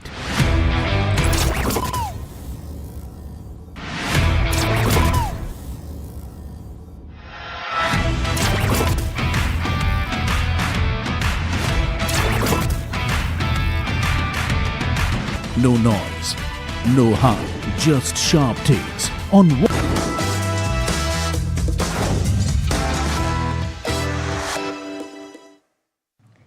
Hello and welcome. You're watching Your Money Matters here at NDTV Profit. I'm Mahima Vajrajani, and today we're going to talk about two very, very interesting topics. The first one is scenarios in which you should kind of de-risk your portfolio. What does that mean? What are the different scenarios? And when should you consider de-risking your portfolio? And the second one that we're going to talk about is on REITs. And the second conversation is going to give you an entire perspective of what REITs are, what returns can you expect, who should invest in, what is the time horizon to invest in the same, etc. So all of this is what we're going to discuss on this a particular episode of Your Money Matters. To start with regards to scenarios where you should de-risk your portfolio or investment, and to take this conversation ahead, we're joined by Nisreen Mamaji, who's the CFP founder of Moneyworks, joining us now. Nisreen, always a pleasure speaking with you. Before I go into the details of de-risking your portfolio, just for viewers' reference, what does this term exactly mean? Sure. Lovely to meet you, Mahima, and be on the Your Money Matters show today. So basically, what de-risking actually means is not about panicking and selling off all your assets during a market crash, which many investors are prone to do. Instead of that, it is a strategic, deliberate rebalancing of your portfolio to reduce exposure to maybe, high volatility assets like equities or sector specific funds, and move into safer capital preserving instruments like, say, maybe fixed deposits, debt funds, or liquid assets, as and when you require to do so that you can insulate, your portfolio from heavy volatility. So it's not something that you do as a panic reaction. Rather, it is a strategic move on your part. And the idea is to protect your wealth that you have already built when your life circumstances or maybe the market conditions change. So, in the world of investing, risk and return are inextricably linked. So when you are building wealth, taking on higher risk through equities is obviously necessary because you want to also outpace inflation and you want to grow your capital. However, investing is not a one-way ticket of continuous, accumulation. There comes a time when the smartest financial move you can make is by not chasing the next big gain, but rather protecting the wealth that you've already created. So this process is known as de-risking. And recognizing when to execute this shift is obviously a very critical aspect in your investing journey. Yeah. Got it. So then, investors, Nisreen, are always constantly told that, your investments should be from a long-term perspective, buy stocks and forget them for years to go, right? But at the same time, how should one differentiate between kind of staying invested and knowing when to kind of de-risk or rebalance? So, there are various scenarios that might pop up. I can list out, say, maybe 3 to 4, where the situation arises. So one is, when your portfolio suddenly becomes very sector heavy. So you become very over-concentrated in, say, maybe technology, banking, real estate, or pharma. Or you might have bought a single stock, and that could have rallied. So what happens is that particular either, sector or stock will be a disproportionately, allocated in your total portfolio. Now, market rallies are rarely uniform. So often a single sector, it could be technology, it could be pharmaceuticals, it could be energy, will suddenly experience an extended bull run. And that could cause the value of these specific holdings to skyrocket. So when this growth is, disproportionate, for example, you will be exposed to a concentration risk without realizing it. And therefore, suppose one particular sector has gone above 50 to 60% in your total portfolio.